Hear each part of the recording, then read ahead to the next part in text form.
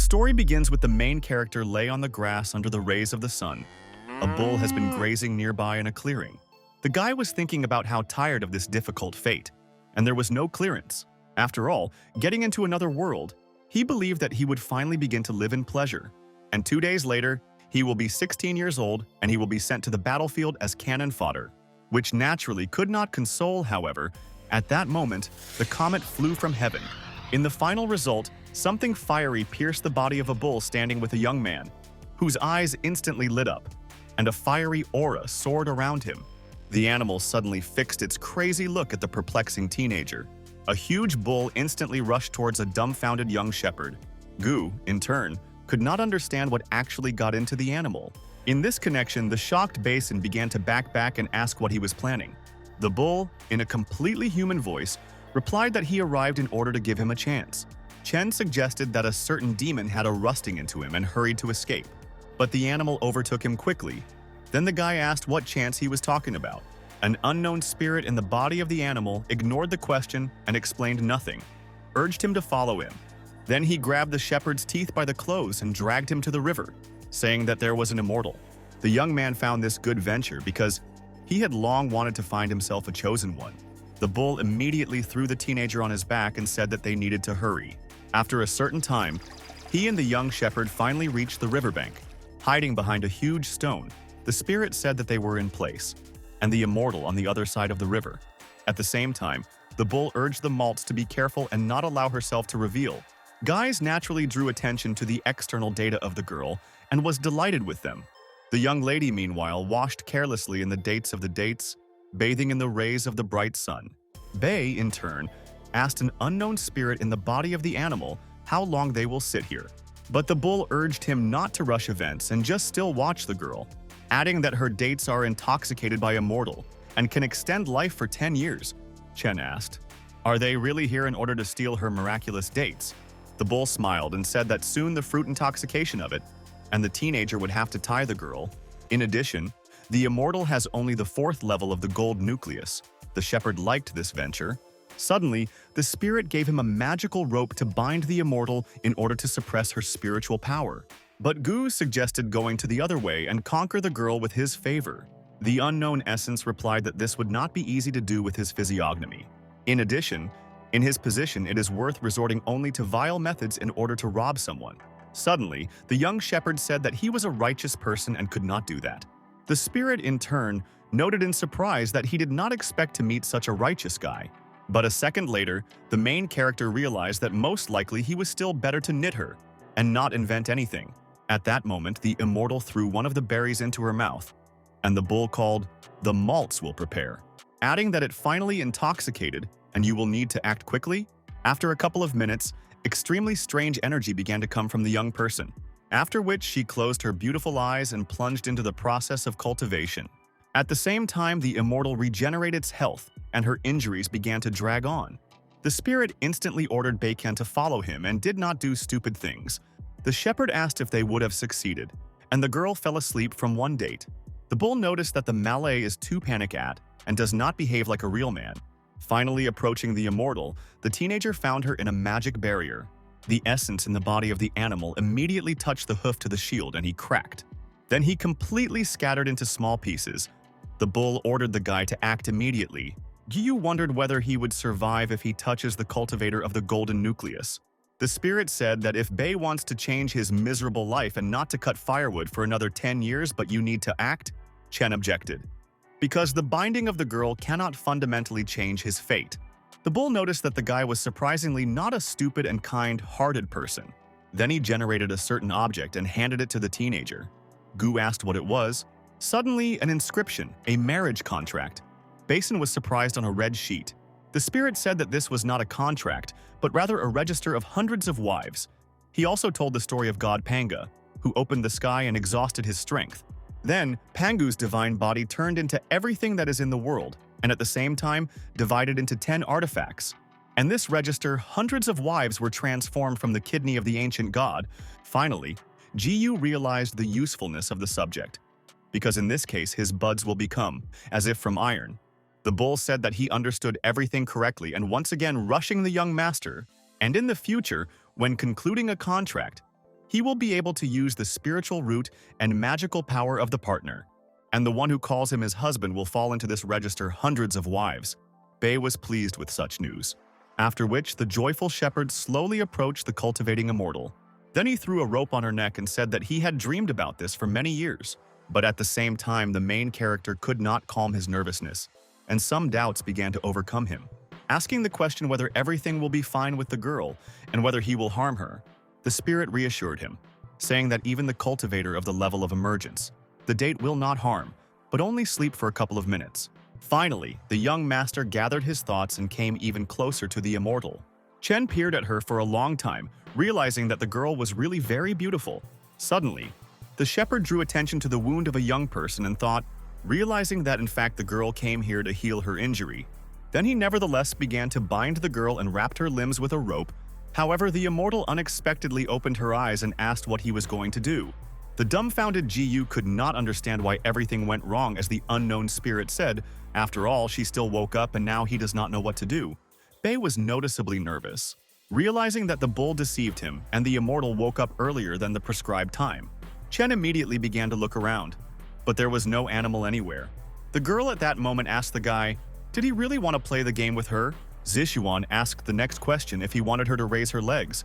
The young man answered positively.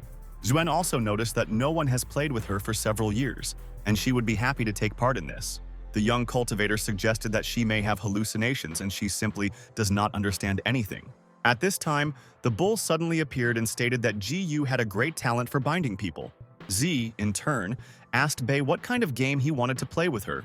Chen replied that the essence of the game is to kidnap the wife of the leader of the bandits. The perplexing girl asked, is she really the wife of the robber? At this moment, the young master did not find anything better than asking her money. However, the immortal said that she had no money. The teenager was surprised. Then Gu threw the girl on his back and said that in this case she would go with him.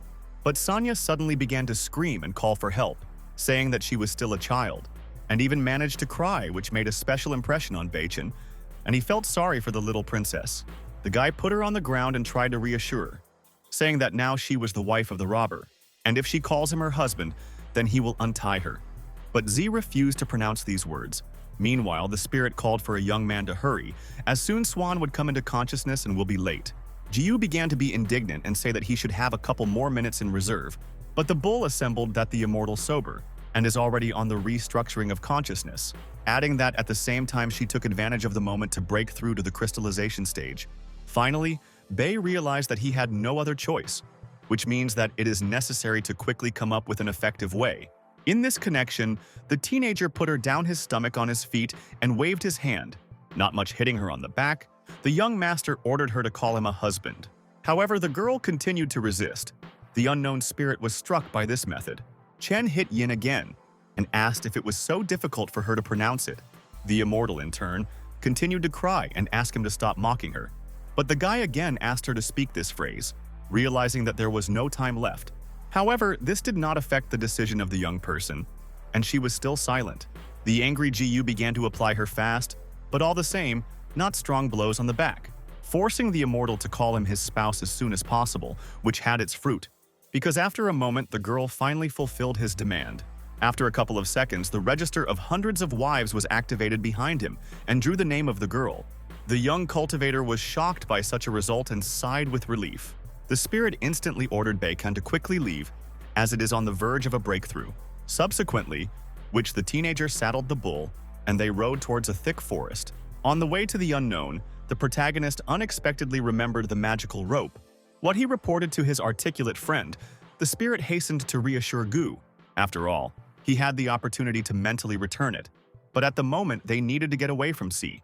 Soon, the sun went into the sunset, and the shepherd with a bull decided to arrange a small halt, because the animal ran several hundred meters and pretty tired. The spirit noticed that they were lucky, because they did the necessary procedure before its transition to the level of crystallization. Bei asked him, unless he was concluded with her, because he had to master her spiritual power. And the only thing you should really be afraid of is that she can kill them. But the bull said that this is the first stage of the contract and it can use only a third of its strength. Besides, it will not kill him directly. Chen specified to clarify whether Yin could kill him. Being anger, Then he asked another question why the spirit gave him divine artifacts. The unknown said that Ji-yu met the requirements for the ownership of this registry of the wives, and therefore everything happened. But the teenager asked what criteria he chose him and why it was so important for him. The bull replied that the spiritual roots of the 5 elements of chain were scattered, and he would not live up to 18 years old. And this was the main requirement. Bei summed up that the Great Tao is 50 and Tianyin is 49. It is worth escaping one of them, how the whole world will change. Then he asked the spirit that he wanted to have hundreds of wives in return for the register. The mysterious essence in the body of the animal stated that they were already interconnected. But when Ji-yu passes to the stage of deification, he will be able to change the body of the spirit so that it corresponds to his soul. Naturally, the teenager promised him to fulfill this desire as soon as he reaches the necessary level of development. In this connection, the young man immediately demanded that the bull introduce the empress for him. But the spirit said that everything was his time. The Ji-yu also needed to enter the sect in order to be able to freely cultivate. After all, this is also necessary for communication with the sage with the saint, since the usual register is not enough. Meanwhile, the day of the selection of great warriors came in the Fayun Guild. A huge number of prophet to the main courtyard of the clan to try good luck. One of the elders hurried to voice the rules for selecting new students in their sect. The masters in the order of the queue had to attack Stella, and if they could shake the shield of spiritual power, then the test was passed. One of the applicants for the title of a member of the Fayun Guild volunteered to go through this test. The extremely self-confident guy moved toward Stella to demonstrate her abilities. Then he started using his fiery magic and created a fiery sphere, which later, the young cultivator sent to the stone structure. However, nothing happened. The leader of the organization only remained to state the failure, which after a moment he did. The teenager was shocked by such a result. All candidates at this moment realized how strong the warrior should be to succeed. After all, even the strongest descendant of the Zhao family could not undergo a test. The young lady noted that only the chosen cultivators became immortal. Meanwhile, through the crowd of people wanting to try to pass a test, a young warrior made its way. Xiao Tian approached the elders. Everyone was dumbfounded by her unexpected appearance. She was not the daughter of the head of the Feyun sect, and naturally everyone knew about it. The girl noted that she was glad to welcome all the selection on this wonderful day. The elder kindly asked her to provide him with this selection. Chen agreed. Among the masters, various beliefs about the great warrior began to walk. The leader, in turn, urged everyone not to be distracted and continue the exam, asking the next one who wants to take a step forward to start directly to the test.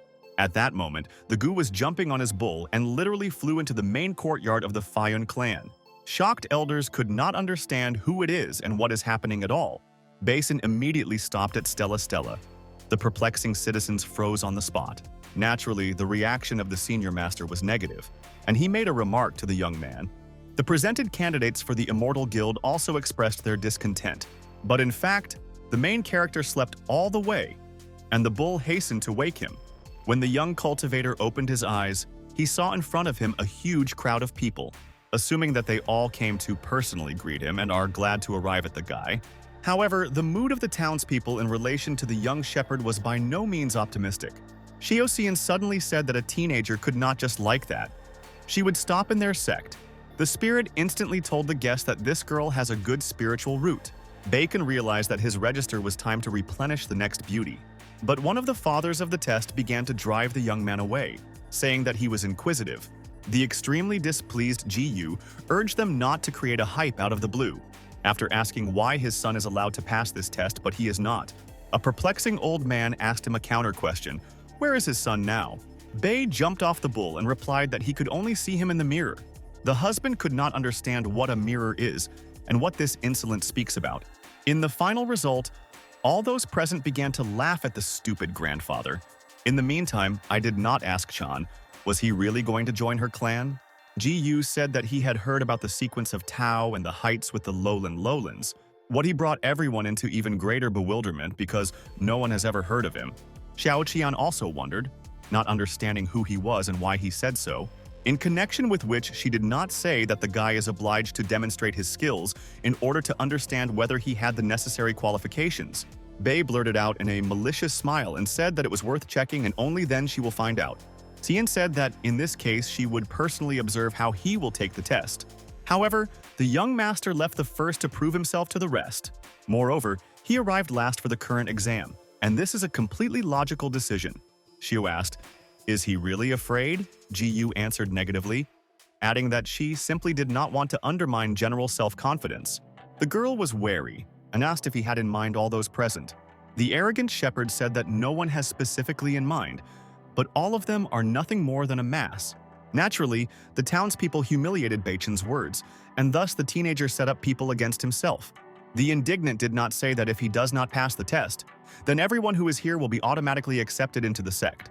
Chen, in turn, asked what exactly the exam would be.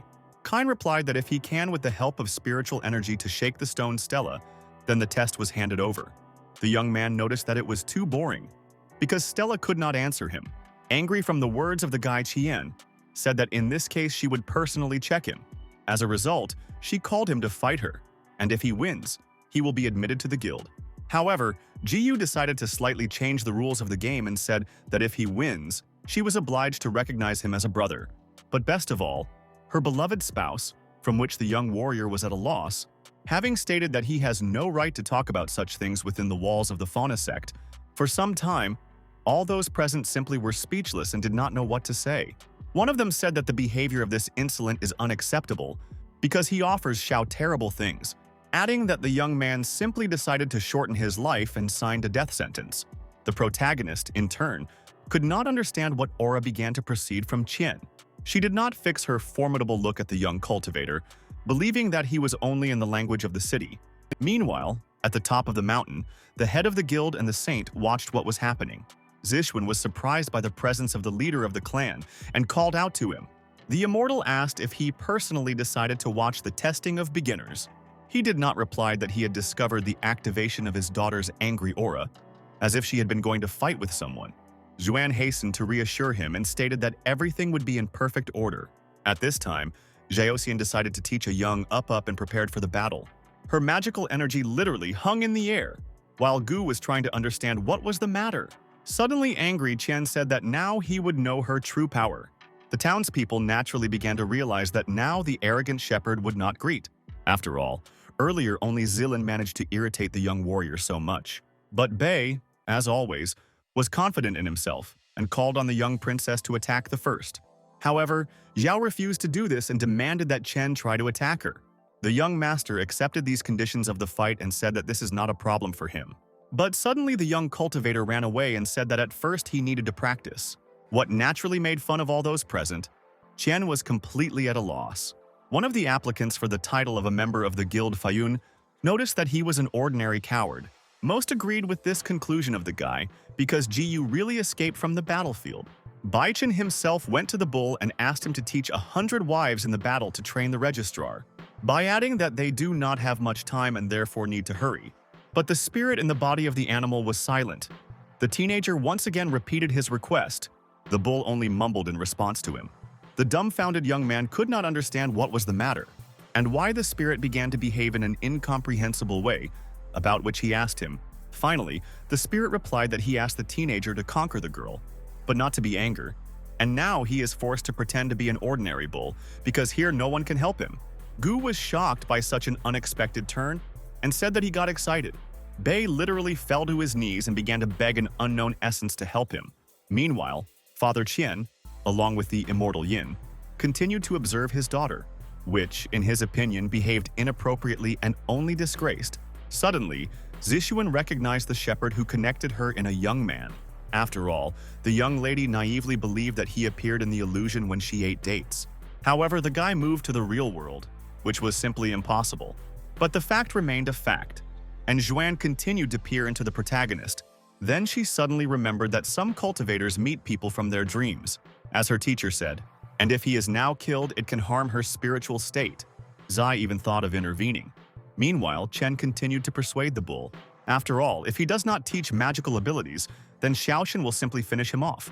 Then the spirit said that he needed to mentally call the register hundreds of wives and use the spiritual power that embodies consciousness into the attack. Gu asked what exactly the bull was talking about and how to mentally realize the attack. Besides, he also did not know how to use spiritual power. At that moment, she did not go to Bei and stated that he humiliated her with her antics, adding that if she does not kill him, she will disgrace her entire sect. after which she again took a magic braid in her hands.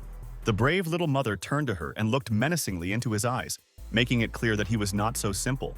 Then he suddenly closed his eyes, trying to use the instructions of the spirit. People around began to say that the guy decided to take death with dignity. However, after a moment, Chan was seized with a magic aura and all froze in place. After a few seconds, the teenager said an unknown spell to anyone. Everyone was in anticipation of the moment and was looking forward to continuing. Even the elders of the Guild Fion did not know about this technique and wondered. Moreover, the spirit also could not understand what kind of spell it was and why he had never heard of him. Meanwhile, a huge phantom shark appeared above the head of the GU. Everyone was in shock. Xiao Tian, in turn, asked the young man who he really was and where he got such techniques from. Everyone was amazed at the tricks of the guy and tried to understand what was happening. Some believed that this spell carries only beautiful visualization, but is not dangerous. The spirit in the body of the bull could not even think that not-trained Baichen created this. Realizing that this shepherd can be his last hope for a bright future, the head of the clan noticed that it was amazing, because the guy used the attribute of water in a place where he was not, adding that he is really not a simple person and therefore fought with his daughter. Wen noticed that the spiritual energy of the shepherd from her dreams, similar to her ki. She was extremely curious who he really was and where he came from. Tian, in turn, noticed that the malate was really capable. However, this is clearly not enough to defeat her, after which the warrior used her magic. As a result, a huge ghost with a scythe headed towards the phantomic shark of the teenager. Everyone froze in anticipation of an epic duel, believing that it was the daughter of the head of the sect that will be a winner. Gu suddenly said that she clearly underestimates him and would definitely pay for it. Then he also sent the shark to attack the ghost of the young princess clan Fayun. Thus, the two elements clashed in a fierce and extremely spectacular battle. The protagonist was confident in his strength as never before, because he really managed to take advantage of spiritual power. In this connection, the young master began to boast and asked the mentor if she was impressed by her technique. Xiao Xian ignored his question and fixed the phantom with a scythe towards the shark. It seemed that the forces were unequal, but people were mistaken about the winner. Suddenly, the ghost attacked the shark, striking a scum of a scythe right into her mouth. But the phantom beast of the young cultivator suddenly grabbed the braid with his teeth. Gu himself was shocked by what was happening because he, like the rest, first encountered this. The elders, in turn, with horror, noted the fact that the shepherd really confronts the princess. However, the head of the guild was convinced that it was not worth scandaling with this person. He seemed to him extremely not an ordinary master, from which he began to worry about his daughter. The immortal Yin thought only about one thing so that Bei would not suffer in any case. The shark, meanwhile, continued to keep the ghost braid in his teeth and did not let her go. Chen felt superiority and asked Chiang if someone could withstand her. The phantom beast was literally devoured by a braid, and it seemed that the match would soon end. Xiao could not understand how this is possible and why her ghost did not resist. A moment later, the shark completely crushed the braid with her teeth, which was simply incredible. Those present were dumbfounded by such a turn of events. Realizing that the shepherd is strong, after that, the shark called up by Bei unexpectedly released a certain water sphere, which at the same moment rushed towards the ghost. Chen did not know what to do. In the end result, the ghost with a scythe ignored an unknown attack. Subsequently, he ended up inside this sphere, from which he was not able to get out. Without thinking twice, Chen ordered the phantom beast to deal with the ghostly warrior. After a couple of seconds, the shark untwisted the water sphere and killed the magic assistant Not. The ghost was instantly torn to pieces, which made an indelible impression on others. People began to say that the guy is a really incredible cultivator. Xiao watched what was happening and did not believe her eyes. It seemed impossible to her. The young princess wondered who the young shepherd actually really. A broken braid landed near her. The girl looked at her for a long time, realizing that she lost. Tears from a bitter defeat were full of tears before her eyes. At that moment, the ghostly shark rushed to the Qian. The young lady did not have time to react, having decided to just accept his death and close his eyes, but she found that everything had stopped, and the furious shark stopped right in front of her, naturally Gu, and did not think to kill her. Approaching the mentor, Basin asked if the girl was injured. As a true gentleman, a teenager gave her a hand to help get up. Having stated that not everything should still turn to him properly because she lost, but at this time, the head of the sect and Father Cyan went down to them with a fiery whirlwind to them. Furious by this behavior of the Malts, the leader of the guild immediately approached the main character. The lord of the clan Fayan said menacingly that the shepherd had no right to ask for such a thing. The townspeople were dumbfounded by his unexpected appearance and began to say that this was the head of the guild, which, in turn, urged the teenager to fight him, but Gu ignored him. Bei asked the mentor if his ghostly shark really scared her so much, after which Chen recalled his furious beast and the shark disappeared at the moment. A shocked and extremely frustrated girl saw her father and turned to him. While the rest tried to understand what kind of technique was the young shepherd, they actively discussed the sudden appearance of the ruler of the sect. Noticing the holy, not in turn, could not understand how the best student of Chen could lose to this wretch. However, no one knew where this capable person came from and what he wanted.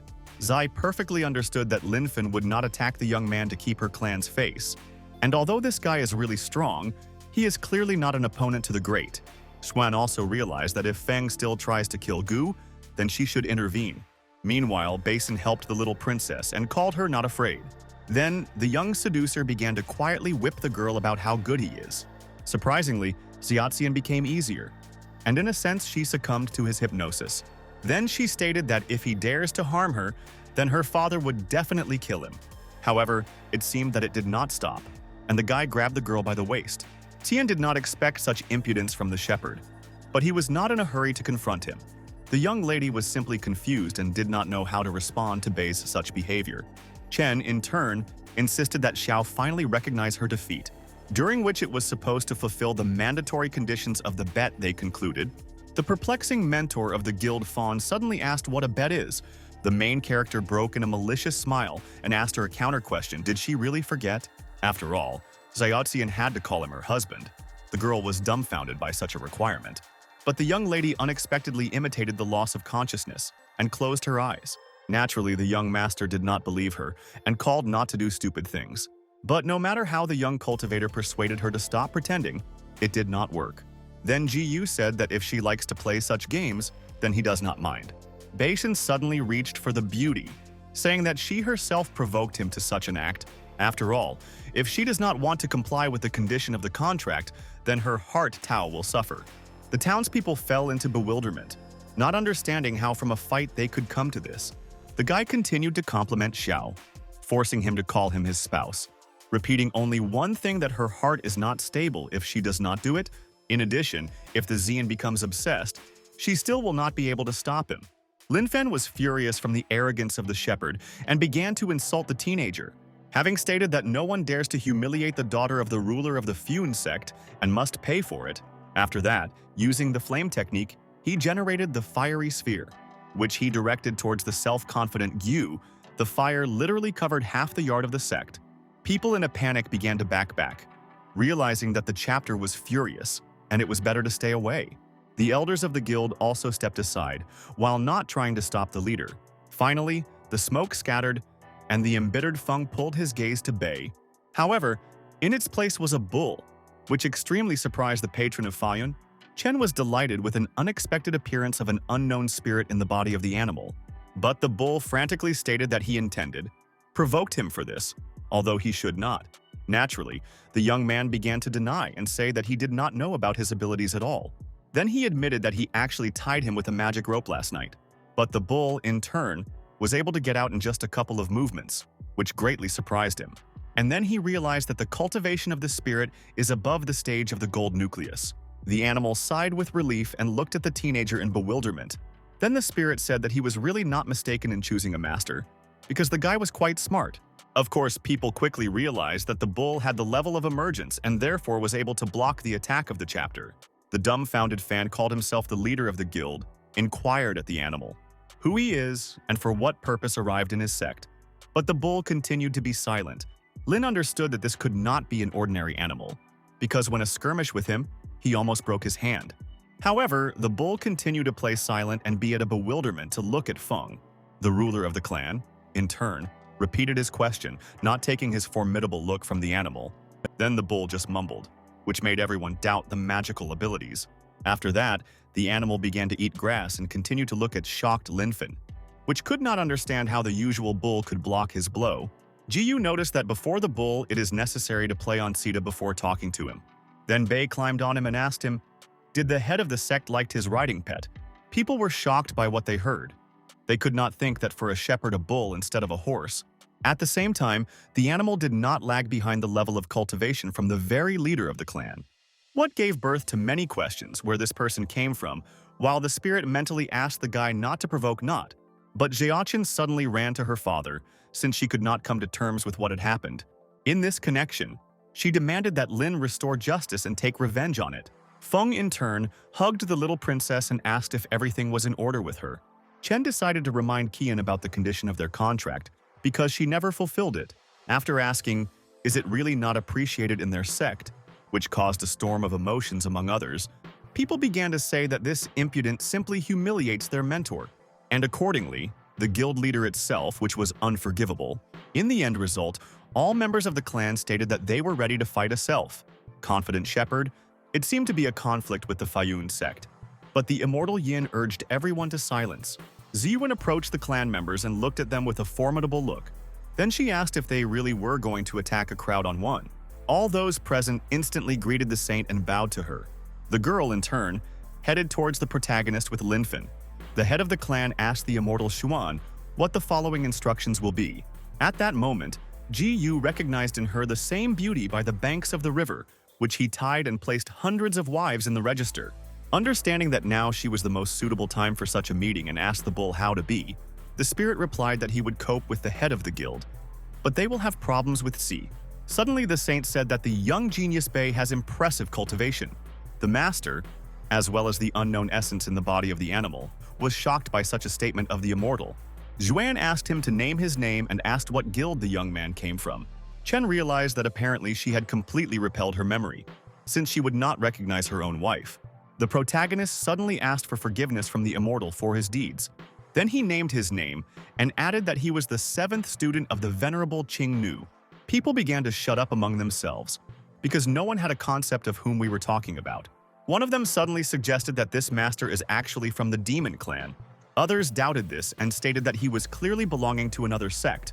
At this moment, the elders from the Feiyun Guild said that they had never heard about this man.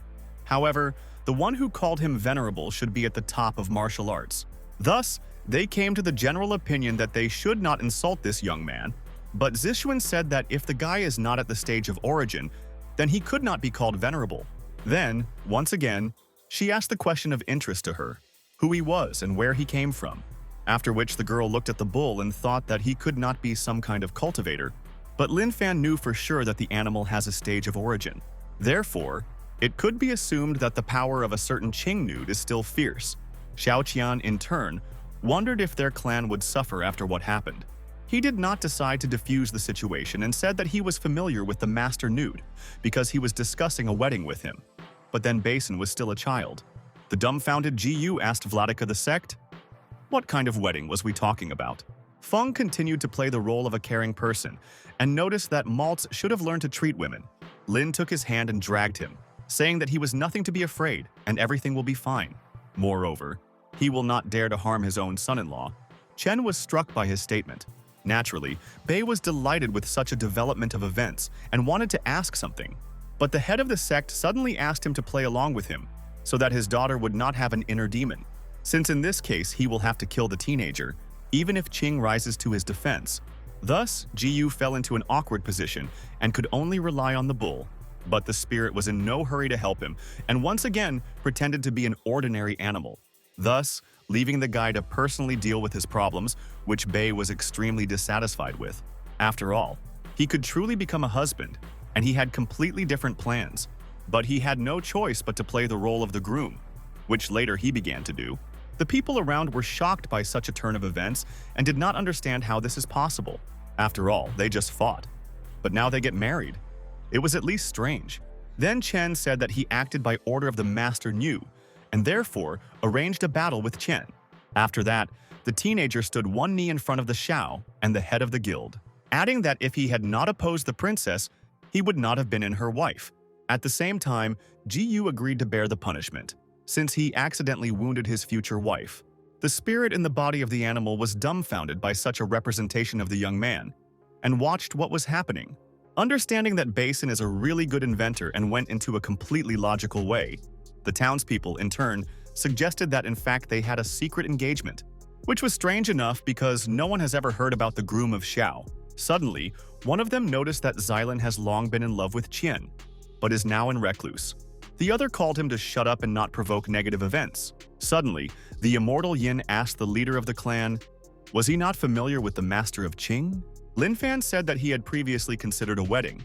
He considered it only a joke, but this turned out to be wrong. At this moment, Zixuan felt hitherto not familiar to her and could not understand what it was connected with. Suddenly did not urge his daughter to approach and greet his chosen one. The perplexing girl slowly moved towards the young cultivator. Then she asked the ruler of the guild, is he really her husband? Qian began to peer into the young shepherd and caught himself thinking that he was quite nice. And they are even peers, however. The level of his cultivation is much higher than her, which surprised the young lady. Suddenly, Lin took their hands and began to talk about what a significant day today is. After all, they have a replenishment in the family, and he is extremely satisfied with his high-ranking son-in-law. But Ji Yu was only interested in one thing, whether they were powerful with a bet with a Xian, which a teenager about, and asked Feng. He did not answer positively, and made a promise that his demand would be fulfilled. Bei smiled and said that his master was not mistaken about the lord of the Feiyun sect. Lin himself said that all test participants were successfully accepted into his guild. Naturally, the crowd rejoiced from such good news and admired her leader. Chen continued to force Chen to make her the right words. After all, until now, the young princess has not called the shepherd to her husband. Meanwhile, the head of the clan called on all students to thank Bai Chen for the opportunity to join the ranks of Feiyun. People immediately pounced with gratitude to Ji Yu and began to say that he was an incredible cultivator. The townspeople literally grabbed his clothes, which the guy did not really like. However, the distraught crowd continued to cause discomfort to the teenager, after which they completely began to throw it into the air, proclaiming it with a great master. Che continued to think about how he would get out of this situation, and at the same time not to harm anyone. The immortal, in turn, watched what was happening and could not understand what was with her. After all, she saw Bei for the first time, but experienced zealous feelings in relation to their wedding. Suddenly, the guild leader approached Xian and turned to her with a personal request. To move into the hall to discuss everything that happened, the saint did not know what exactly he wanted to talk to her. After a certain time, Xuan arrived at the temple with the ruler of the Feiyun sect, where Linfen said that this idea was forced for the good of common interests. Therefore, he had to take extreme measures, but the immortal doubted this. In connection with which she asked, was it really necessary to come up with a marriage contract? He did not reply that this had to be done so that the inner demon N was awakened in his daughter, but in order to maintain the dignity of the whole guild, because otherwise they would be disgraced. Zixuan was glad that in fact there was no contract, which Fan talked about. Then she asked him what the true origin of the great master of Qing. He did not reply that I had never heard of him. But Ji Yu has incredible skills and is obviously not a simple person. Then Ci was curious what he plans to do further, because the abolition of the engagement would also be a shame for Feiyun. But the self-confident head of the clan assured that he had already come up with everything and would not allow this. Meanwhile, the little Princess Xiao wandered around the courtyard of her possessions, not understanding how this could happen and that in the future it awaits it with a young shepherd. In addition, a lot of important point was how Xilin reacts to what happened, because if he finds out about a marriage contract, he will be crazy. Suddenly, Qian noticed that the green plums on the tree were ripe. The girl continued to reflect on Li, who could break into the stage of crystallization during this time. The young warrior reached for beautiful colors to touch their delicate petals. But at that moment, she discovered someone's hands and turned sharply back. Naturally, it was her future husband. The main character smiled sweetly at her. Then he invited her to take a walk together in the garden and admire to lovely colors. But Xiaotian did not reciprocate and defiantly stepped aside by stating that he should not have appeared here and she has no desire to talk to him. Suddenly, the young cultivator began to read a certain verse to make a non-impression. The girl was surprised and listened with pleasure to this work. However, she was embarrassed by the fact that it was emphasized on the plum, as if a guy himself came up with it. Ken, in turn, experienced rather conflicting feelings for a teenager. Suddenly, she asked him to leave, because this place was her personal garden. But the young master was still trying to achieve the location of the beauty. A moment later, the ruler of the sect with the immortal approached them, and noticed that it was a good verse. The saint even caught himself thinking that his poetry is better than those intellectuals who are in the Union Palace. But at the same time, he dared to read this work to another woman, which of course was outraged by Jian. Ji understood that her appearance is clearly not good. Bacon, in turn, decided to act according to the same plan. All the more so bad happened. The teenager immediately greeted the immortal and the lord of the Feiyan clan. Suddenly, Lin Fen urged his daughter to return and heal her wounds while he talks to the young man. The girl at the same moment went to her chambers, as she did not dare to argue with her father. However, the guy was upset because he only set up the right wave to chat with Xiao. As the head of the guild once again ruined everything, Feng instantly changed in the face. Having said that the title of student of the venerable Qing does not unleash his hands, so he has no right to offend, and even more so to belittle his daughter. The main character was shocked by such a sudden reincarnation of the leader of the guild. Looking around, Bacon discovered that the bull disappeared somewhere again. Therefore, he has to rely only on himself. The guy asked what Lin wants. Not replied that from today the teenager was awarded the title of Foreign Elder in the Feiyan clan. Naturally, Chen did not expect this and did not know how to react to such news. Understanding how noble Feng is a blessed step, Ji thanked him, but at the same time decided to change the name for a foreign master. The leader of the sect smiled and said that he likes this status. Then the servants brought him a certain sword and appropriate clothes. The girl asked the newly made elder to change to look appropriately. A moment later, the young cultivator threw himself a mantle and armed himself with a blade, then defiantly took a couple of steps towards the head of the Feiyan clan. Everyone appreciated his efforts to seem worthy, and even immortal Yin, who caught himself thinking that Bei could be beautiful and decisive. Suddenly, she lit up that Chen could switch between the market and the immortal sect. Lin Fan smiled again and noticed that he was going to this mantle, while he again called him his son-in-law. The teenager was perplexed, not understanding why he did not begin to play this scene again. But Feng immediately declared them with Xiao husband and wife, so they became Taoist partners. Gu was dumbfounded by what was happening and did not understand why they simply did not pretend to be a marriage, because this officialdom was clearly superfluous. But Yin corrected the situation and stated that this marriage is fake. Lin again began to say that their union would attract new geniuses to the clan, and they would not lose their face. This will also help Chen to stabilize the state of mind and will not arouse the inner demon.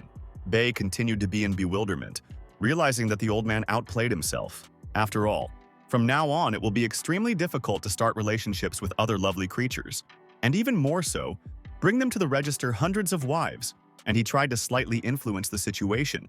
Chen said that he agreed to become a foreign elder, but they were in a hurry with the wedding, adding that in fact he is a responsible person and in no case will fail the line.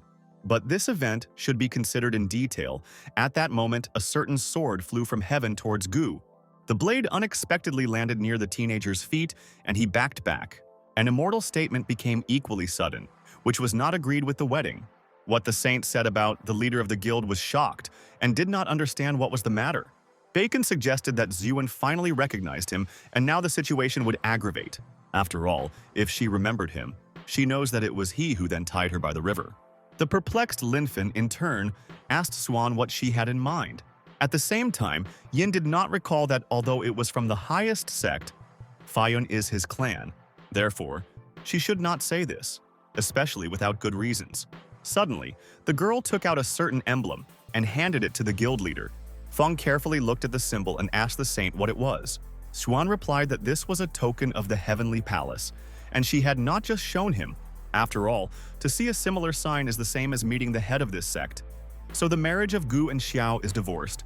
The dumbfounded Lin asked why the immortal enjoys the power of oppression. Because even the highest guild has no right to intervene in family affairs. Then Si said that since today, Qian is a member of the top clan, so only the highest sect can dissolve this marriage. Naturally, in this case, Feng could not resist. In connection with which the leader Feiyan said that they would certainly obey the will of the palace. The main character also hurried to thank Xuan for the assistance provided. At the same time, Xiaoxian changed her name to Yun, because when entering the upper clan, this is a necessary condition.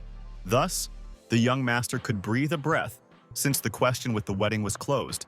The young cultivator literally rejoiced inside himself, realizing that life began to improve. However, the teenager drew attention to the fact that the expression on the immortal was dissatisfied. Suddenly, Z said that she was also obliged to do the favor of the head of the sect. Basin could only guess what was being discussed and was in anticipation of the moment. The lord of the guild Feiyan, in turn, immediately said that he would do everything possible for the saint, and if his majestic clan can cope with this, then they will do it. Yin said that she needs to explore the secret kingdom, and for this it is necessary to find 3 candidates. Naturally, Feng stated that he would send an elder and 2 daredevils with her to help her. However, Z preferred to take Bei with Chen with her, but it was necessary to decide on the last fighter. Chen did not really like this idea, as he did not want to be recruited by Swan, but if he refuses, then this can lead to irreversible consequences. At the same time, the guy still tried to challenge her decision and said that he was not a follower of the Fayun sect. He also has scanty cultivation, and he is unlikely to be useful to her on a journey.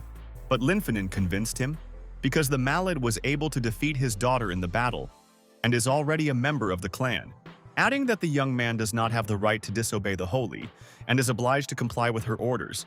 However, a self-confident teenager stood on his own and stated that he already agreed to become a foreign elder. For the rest, he does not care. Besides, the highest or lower guilds are indifferent to him. At that moment, Zixuan sharply headed towards the protagonist. The guy backed back. The immortal said that she would not force Mr. Beichen. Then, she took the recently landed blade in the legs of a young master, thus making it clear that the jokes are bad with her and he will better obey her. In this connection, the young cultivator bowed to her and said that he was always ready to help. Moreover, the holy Yin itself asks him about this, which means that he really does not dare to argue with her. A sweet smile immediately appeared on the girl's face, and she approved the act of the teenager. Then Zhuan uttered the words of gratitude to the young shepherd. Soon everyone parted. Jiyu remained in the courtyard, plunging into the thought process, not understanding why everything has gained just such a turn of events, because most recently Z called him her husband. The guy continued to dream of the time when he has 100 wives, and he will learn military equipment. At that moment, someone suddenly called him. It turned out to be one of the grateful newly made students of the sect, who came with gifts for him. Bei, in turn, also thanked good people and accepted their gifts. The little girl said that he specifically decided to give Chen to tonic additives. Gu was touched by their kindness and asked what Yunyin's palace was. The girl replied that this is one of the 4 sects of the UCSI Empire, which is located in the center and controls 5 regions, and their cultivators are like clouds, their heritage for thousands of years, while they are incredible. The young man understood that for the majority, it was a sacred place for cultivation. Suddenly, Bei asked what was so special in this piece of land of the Empire of Uza. A teenager and a girl looked at each other, not understanding how the elder asks for such a thing. The guy replied that in the whole empire there is no more suitable location for cultivation. At this moment, they once again looked at each other, as if mentally communicated among themselves. Chen, in turn, said that he would accept their gifts, but at first he would like to rest a little. The guys replied that henceforth every month they would carry his gifts as a sign of gratitude. After some time, the main character finally remained alone with the spirit in the body of the animal. The bull calmly chewed his favorite sprouts and watched how Gu is cultivating. Then he noticed that the guy was really sharp in his tongue because he achieved the status of a foreign elder. But Bei was dissatisfied with the spirit, since at the most responsible moments he disappears from the field of view and again substituted him. And if not for his excellent game, the bull would have already been frustrated on a spit, because the saint is at the stage of the golden nucleus. The spirit, in turn, replied that the eloquent Malay sometimes also bend the stick, because he called the empire the Earth's empire. Chen seemed to like to tease the bull, and he did not miss the opportunity to do it once again. However, the magical spirit could not stand it and overwhelmed it, which was extremely painful. The guy began to express his dissatisfaction and say that you can't do this with friends. Finally, they moved to the campaign in the Secret Kingdom, where the bull suddenly refused to go. Naturally, the teenager asked why he did not want to compose a company for him, and again throws him to the mercy of fate. In addition, only a third of Yin's strength can use the GU. But the spirit noticed that with the manifestation of its feelings, the level of use will increase. A self-confident young man said that this would not become a problem, since he was damn charming. At that moment, Basin felt incredible power and said that he had not felt this before. The true ki in his body became more saturated and stronger, which gave the guide confidence. Suddenly the spirit lit up, because the body of the highest sun is unable to cultivate and should not appear for another thousands of years. But this shepherd may well turn out to be a representative of the ancient guild. The next day, all the elders gathered on the square of the Feyun sect. The protagonist was surprisingly in a good mood, which could not be said about Si. Also arrived in the courtyard and Xiaoxian and Zilin, The guy was not enthusiastic about what was happening, but he could not influence the current situation and therefore said nothing. The immortal Zhuan ordered that the head of the guild gives the corresponding order. Lin Fen instantly issued a decree so that the young master went on a trip to help Yin. Also, with them, he did not send his daughter with Li, who were obliged to comply with Suan's orders. Naturally, they will not obey the great leader of the clan and agreed. Lin suddenly informed Qian that his level of cultivation had grown significantly, and he was able to protect it. Holy Z understood that the young man was imbued with his love for the little princess. In this connection, she decided not to interfere with their relationship, but even vice versa. Suen said that at the end of the assignment, if Zilin should show himself well, to be honored to get into the highest guild, where he can self-improve. The warrior replied that he would do everything possible so as not to disappoint the mistress. After all, he perfectly understood that if everything went smoothly, then he would have the opportunity to go with Xiao to the highest sect. And then even the head of the clan will not hurt him, since they will be listed in another clan. The young master also understood this and wanted to go on a long journey with them. And even if this does not work, the young cultivator will find a way to solve this problem. Suddenly, Jiyu said that he agreed to help Yin. But this is not a free service. Zhuan smiled and called him to voice his demands. Bei also smiled. Then he said that in fact he does not lack anything. Such a statement did not like Xylin, and he instantly objected, saying that the young man takes too much herself, adding that he stands next to the unsurpassed Holy Palace of Yunyan and cannot ask for anything. Because even their guild has no right to do so, Chen asked if their sect is not influential enough. What was just angry with Zilin, and the guy began to express his discontent. Suddenly, the immortal interrupted their debate and again asked what he wanted. However, Jiyu invited her to discuss this issue a little later, at a more suitable time. Zhuan did not argue with him and agreed to talk about this another time, after which Yin used its magical abilities and a kind of little thing began to manifest in the air, which after just a few seconds turned into a huge ship. The Holy Palace Union instantly commanded everyone aboard. After some time, they soared over the clouds on a magic ship. The main character, along with Xiaoshan, stood on the deck and looked at the endless horizon. The young master noticed that they were in the stratosphere, and if not for their spiritual power, they would have frozen to death. The little princess replied that they flew hundreds of miles, but did not reach the secret kingdom. Suddenly, the ship began to switch from side to side. No one could understand what was the matter. The young cultivator flew to the end of the deck and tried to get closer to Chen again, calling her not to panic and to be on his guard. But at such a moment, it was extremely difficult to calm down. Finally, the teenager reached her hand and grabbed, then stood next to her. The girl, in turn, felt safe and stopped panic. Jiyu continued to keep the young warrior tightly and say that everything would be in order. Xiao noticed that he had a rather painful grip. The teenager immediately loosened his grip, but he warned that she needed to be assembled so as not to fall off the ship. Bei understood that he had not simply lost his incredible power and therefore sacrificed his daughter. Suddenly, Chen caught himself thinking that he comprehended the spiritual root of the Wind Chen. Then he said that in fact he had not so close relations with the Fayan sect, adding that she will not suffer if she fulfills the condition of the bet and calls him his spouse. The dumbfounded young princess burst into tears and asked, was he no longer her husband? Then she said that she was excessively impulsive and rude to him, so she would personally ask her father to dissolve their marriage. Gu was at a loss. Realizing, Lin Fen told her daughter that there was no marriage contract. But soon Beichen realized that he did not do this so that the inner demon was not awakened inside Xiao. The girl continued to cry, and naturally the young shepherd hastened to calm the beauty, having stated that in fact he is not angry with her, but on the contrary, he really likes Chen. Surprisingly, she did not reciprocate and even reported that she had long wanted to establish relations with him. Of course, Zilin could not calmly observe what was happening and nervously tolerated such a scene. Li, angry, demanded that the insolent immediately released Zhaoxian. However, the Gyu was in no hurry to do this. Then Lin decided to apply his abilities. As a result, he generated a fiery sphere in his hand and fixed it towards Bei, but the girl did not allow to attack her beloved Chan and rushed to him. Subsequently, the young lady put herself under the blow, trying to block Li's magic. What ultimately succeeded, all those present were shocked by such a representation. The dumbfounded Zilin asked her what she was doing and why he protects this person. Qian ignored his question and asked Gu whether he was in order. The guy replied that everything was fine. The distraught Lin once again repeated his question, but the girl continued to be silent. Z began to insult and provoke a young master in every possible way, saying that he was a coward. Xiao urged him not to be rude to the foreign elder of their majestic sect. Then she looked at Baichen and said that he was her future Taoist partner.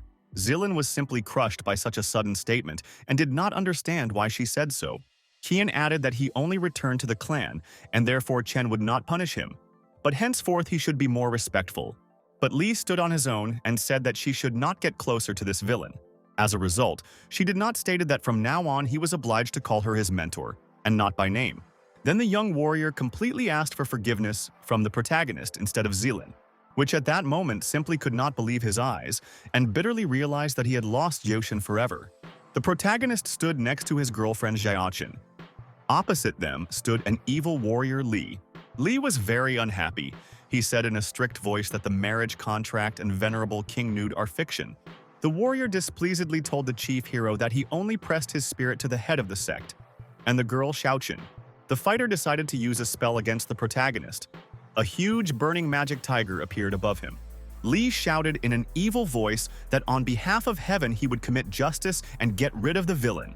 Gu stood next to the girl. He asked the warrior displeasedly, what did he achieve? Xiao in an evil voice recalled that they were all in a flying boat and he can kill them all. Jiyu looked at the demonic tiger in dismay.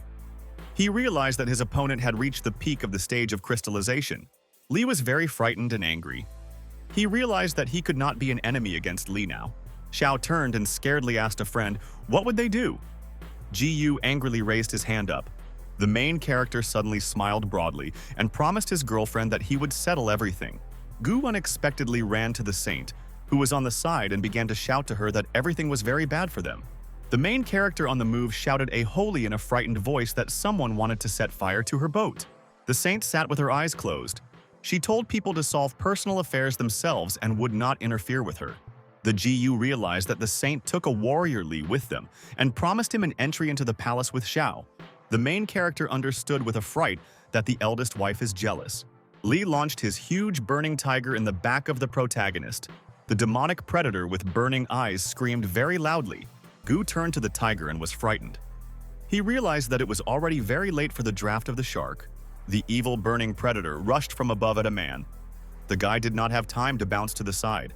A huge tiger in flight fell on a person and at the same time began to decrease in size. The main character was surprised to notice how a huge burning tiger turned into a small kitten. The cat angrily looked at a surprised man and meowed very displeasure. The main character was amazed and surprised. He did not understand how the tiger could turn into a cat. The frightened Xiao ran up from the side. She called the protagonist in a broken voice. Li scaredly held his hands in front of him. He did not understand what happened to his spiritual power. Gu scaredly asked her girlfriend if she was all right. The warrior looked in front of him and did not understand why his power suddenly weakened. The saint with closed eyes told the passengers that they had reached the airspace of the secret kingdom. In this place, each of them will be suppressed. The main character looked at the evil kitten. He thought to himself that his elder wife was not going to throw him to the mercy of fate. Gu was scared with his foot and beat off in the direction of a frightened demonic kitten. Li viciously threatened his opponent that he would restore cultivation and burn him to the body. The protagonist slyly answered the opponent that he was angry due to the fact that his wife was taken away. The warrior was very angry. He threatened the main character that he would take revenge on him for today's resentment. Gu's smile looked at his opponent and thought that he was acting as if the main character of the script. The saint told the passengers that the flying boat was declining. They must still stay on their feet. The flying ship landed on the ground. Around him was a huge, colorful valley. The ship was in a huge meadow. It was the secret kingdom of Tianyun. The saint explained to his friends that the secret kingdom is in this place. The specific situation is unknown to her. The girls strictly told the companions that on this trip they should help her find one thing in a secret kingdom. Otherwise, they act according to the situation. Xiao, along with the warrior, bowed to the saint and said that they understood everything. The saint was silent. She looked at the warrior very displeased and suspiciously. The girl looked at Li and thought that he was a useless bastard. The girl was accompanied by her companions. She did not understand what was wrong with her lately. The saint turned to the side and thought that Jiyu constantly has an impact on her state of mind. She even began to be jealous of Xiao. The girl sadly closed her eyes. She, along with her companions, approached the large purple portal. The saint, along with her companions, stepped and left the portal. The girl, along with other travelers, walked along a large bright forest. Around it was deserted. A girlfriend with a smile told the main character that there was a paradise around them. The warrior asked the saint with excitement, "Did she feel anything unusual?" The girl with excitement told companions that in the secret kingdom a stream of emotions is very much suppressed. Tao and spiritual power of each person appear until the initial stage of erection of the foundation. Lee with a smile reminded the main character that he was at the stage of erecting the foundation. Therefore, he does not feel anything. Gu looked at a girlfriend with interest. He thought that each of the coming cultivation should be suppressed to the stage of erecting the foundation. Bright blue lightning appeared near the guy's hands. He confidently thought that his spiritual power came from the register of 100 wives. Therefore, its cultivation is still at the initial stage of the crystallization stage. Jiyu strictly thought to himself that if he wants to make a breakthrough, then he needed a suitable atmosphere. As a result, Xiaoqian will call him a husband. The girl cunningly told the main character that they were weakened by the two. Therefore, he should not act alone. The saint stood on the side and looked at the guy with the girl. She thought about not Xiaozuan. The saint invited her companions to disperse to a distance of up to 10. They all have to go straight and continue the search.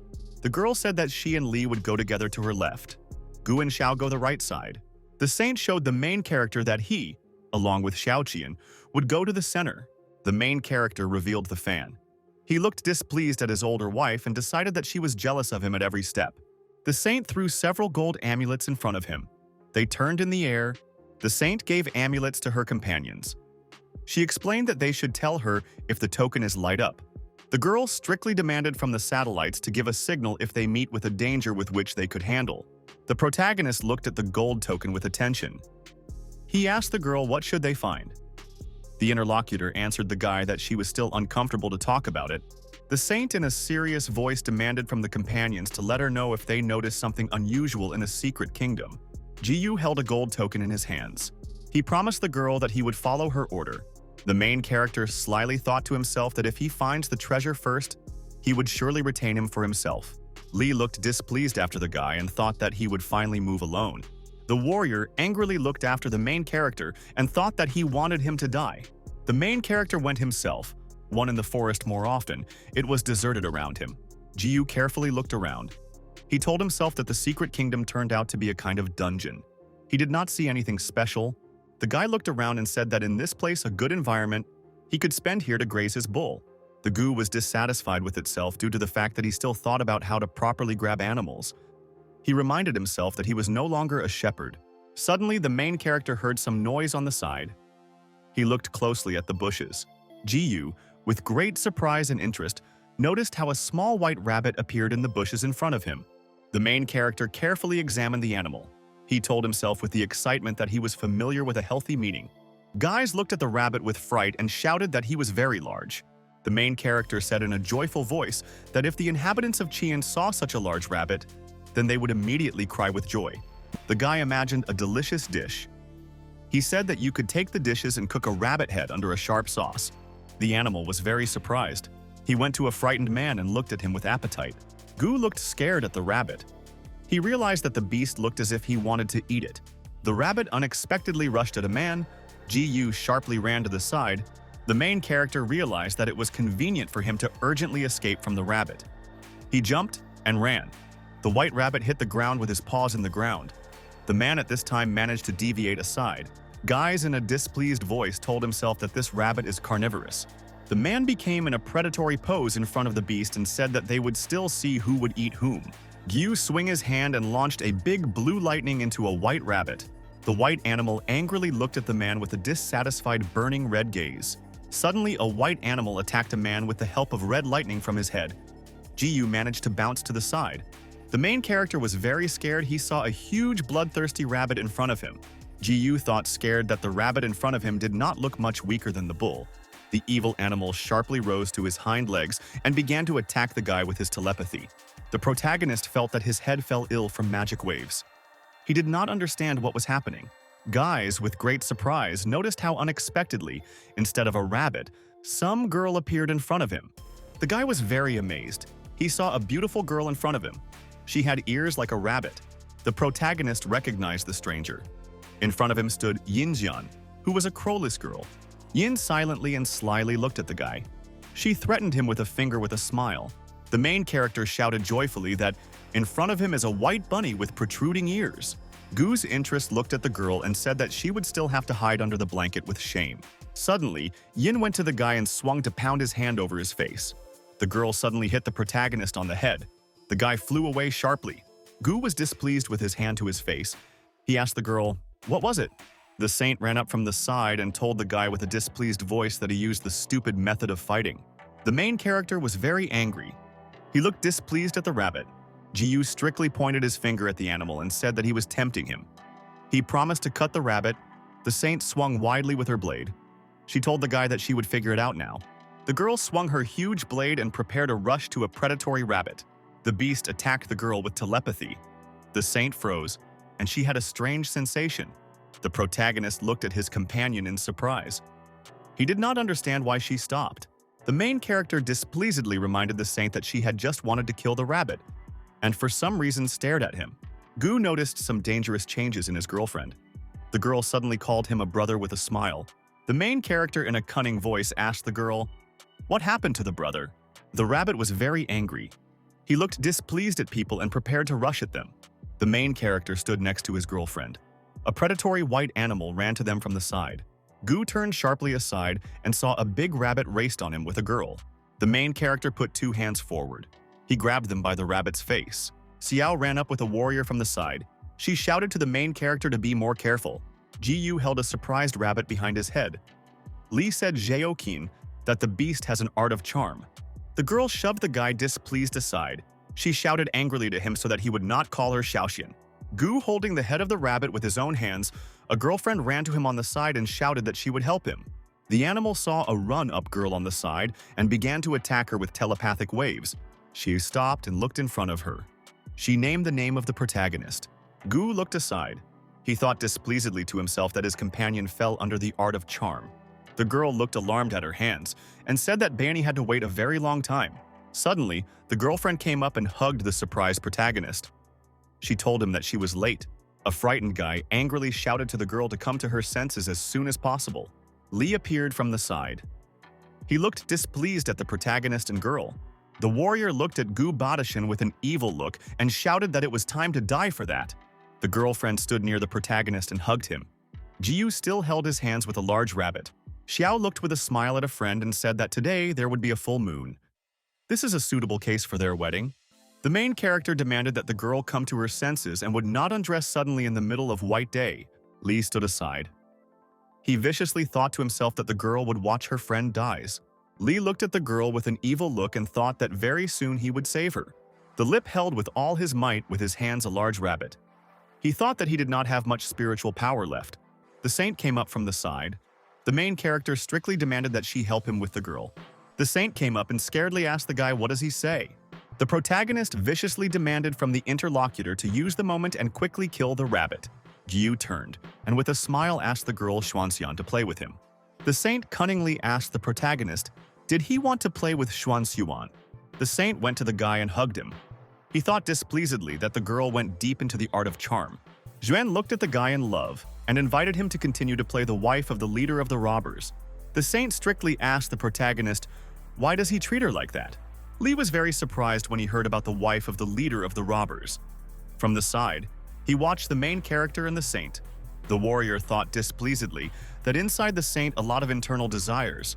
Gu holding a white beast with his hands by his head, he turned around and said to intervene. Li pointed a strictly finger at the protagonist and recalled that he was confused by Jiaxin and the head of the sect. Therefore, the GU will be absorbed in the illusion. Li joyfully looked at his opponent and said that karma overtook him. GU continued to hold the rabbit with his hands. He confusedly realized that he needed to come up with a cunning plan in such a situation. A girlfriend looked at the guy and told him cautiously that he would go with Xiao Qian. Xuan slyly smiled at the guy and said that he would stop hitting her from behind. Gu asked the interlocutor displeasedly, why does she still call him Bayene? The girl asked the guy, what should she call him? Gu joyfully said that he would marry Xiaoqin. Therefore, you need to hold a marriage ceremony so that they become a husband and wife. Xiao modestly looked at the guy and said that she understood everything. She called him timidly husband. Yu held his hands a huge rabbit mouth. He saw a pink amulet in front of him. The guy noticed how the name Xiaotin was written on the amulet. The main character realized that he received the spiritual root of the highest quality wind of Xiaoqin. The main character felt the arrival of forces in the body. He screamed very menacingly. There was a very powerful explosion, and everything around shone. From goos in all directions, his companions and a white rabbit scattered. Li was surprised. He remembered that the main character had just been very exhausted. The warrior in dismay asked where the force of the protagonist came from. Yu stood surrounded by a blue glow. He realized that he had the strength of his second wife. The main character joyfully said that the spiritual root of the ice of the older wife and the spiritual root of the wind of the second wife formed the spiritual power of the ice system. Jiyu stood surrounded by blue lightning and did not know how he could call this technique.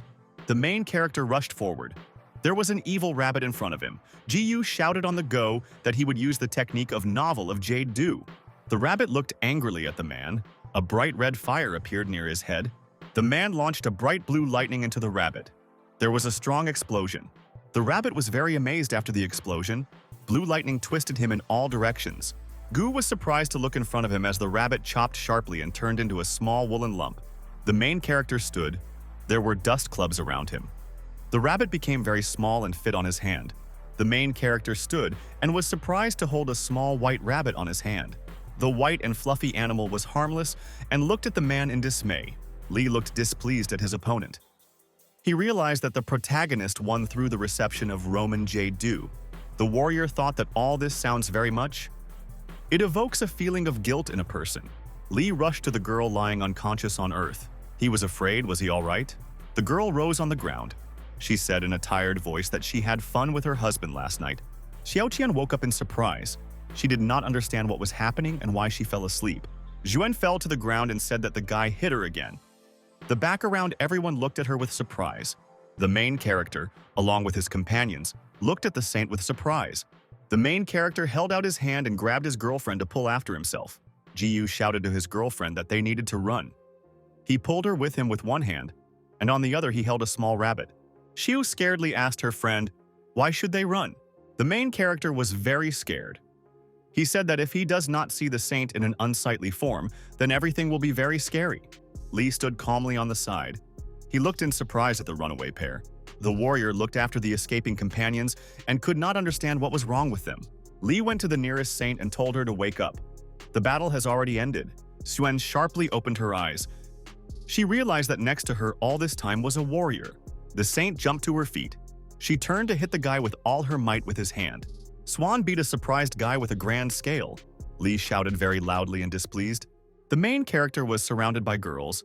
Xiao was surprised to say that a sweet rabbit grew into a large bulk. Xuan, with a smile, reported that this was just a spiritual rabbit. The main character stood next to his girlfriends. Xiao looked at the frightened rabbit in his hands with admiration. The girl looked at her friend with excitement and asked if he was wounded. Gu's smile explained to the interlocutor that the little white rabbit could not harm him in any way. The girl looked displeased at the animal and said that all this happened because of him. Xiao patted the animal with her hand in a short-haired man. She said that he had to eat grass, and he intimidated people. The rabbit was very frightened by the girl.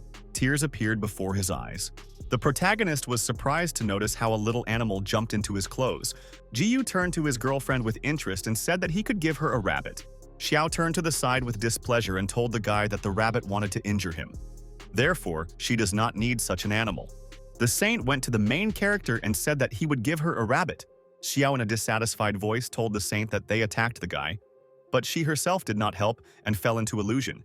She was unhappy due to the fact that the saint demanded from the guy his prey after the crisis passed. Xuan looked displeased at the interlocutor and said that she did not give her the right to speak. She was unhappy. She realized that the saint put her pressure on her with a position. The girl turned around and told the main character that now the rabbit would belong to her. Guys remembered that the girl had just refused the rabbit. The guy remembered that he used to be bored of how his wife and concubine quarreled with each other in films. The main character began to dream that he had a harem of 3,000 concubines. Xuan said in a displeased voice that the rabbit was already presented and she did not need him. The saint told in a dissatisfied voice that an ordinary rabbit from the secret kingdom is well suited for ordinary people. Xiao Narmit was angry. She turned around and demanded that the protagonist give the rabbit for the saint. The main character was amazed. He did not understand what it was before him. Jiu held a large rabbit in his hands. He did not understand which of the girls would want to take the championship after the struggle. The protagonist invited the girls that someone should take care of the rabbit. He will launch him between them. Jiu explained to his friends that the rabbit would run to one of them, and that of them will then contain the animal. Xuan turned and displeasedly told the head hero that she was not involved in this. 26 Zhao Xuan also turned her back and told the main character that she did not want to participate. Jiu in his hands lowered the frightened rabbit to the ground. The animal was scared. Both girlfriends stood with their backs to the main character. Gu told the rabbit to solve his fate. The animal was very scared. He shook his head to the side and looked at two girls. Xuan turned around and looked at the rabbit. She did not understand why he was so worried. Xiao looked at the rabbit and called him to herself so that he would approach her. A bright blue glow appeared in the girl's hands. She went to the rabbit. Xiao directed her hand to the ground and a small bush appeared next to the animal. The rabbit gathered very sharply and ran to the grown bush. Jiu was surprised to realize that the girl secretly used the force of water spiritual root. As a result, the dew on the grass next to her looked thicker. The girl turned sharply towards the animal. There was a green light near the hand. Jiu was very scared. He saw a bright green glow in front of him. The guy in amazement realized that the girl used the power of a windfoot root. The rabbit rushed sharply on top of the bush. He made predatory surprised sounds. The animal was angry over the bush. He viciously looked with burning eyes at the grass. Xiao watched with interest and surprise how the white rabbit jumped in front of her. The white animal suddenly flew away and landed into the guy's hands. Xuan was unpleasantly surprised. She carefully looked at the rabbit in Li's hands. The saint looked aside at the rabbit. She was very surprised. The guy and the girls were very surprised when they saw a warrior with a rabbit in his hands. They could not understand when Li managed to wake up. Li went to the girl and brought her an animal. He asked if she wanted this rabbit. She said in a displeased voice, a surprised guy that she did not need a rabbit. Li held the animal in his hands. He did not understand why the girl did not need a rabbit. Li went to the girl and asked if she wanted to take a rabbit for herself. Yuan turned around and explained to the guy that she did not need a rabbit. He has already lost his spiritual power. The saint took the rabbit in her arms. She said that she was unbearable to see how small creatures suffer. Yuan held the animal in her hands and said that she was sorry for creatures. Unlike some other people, the girl was very angry. After that, she approached the guy from behind. Xiao viciously looked at the warrior and shouted loudly that he was a moron. Li frightenedly reminded the interlocutor that she herself said that she did not need a rabbit. The main character watched the girl beat a warrior. He slyly told himself that this is a real example to follow. The saint stroked the rabbit's hand and said that she wants to give him a name. Xuan held the animal in her arms with love. She prepared to name his name. The girl said to the joyful purring rabbit that she would call him that Shaboti. The main character looked at the girl on the side and thought that he could only helplessly watch how the rabbit went into the arms of his older wife. Gu thought very displeasure to himself that he had lost the rabbit. On a beautiful nature in the valley was the main character with his companions. A huge demonic mouse appeared before people. She was very large.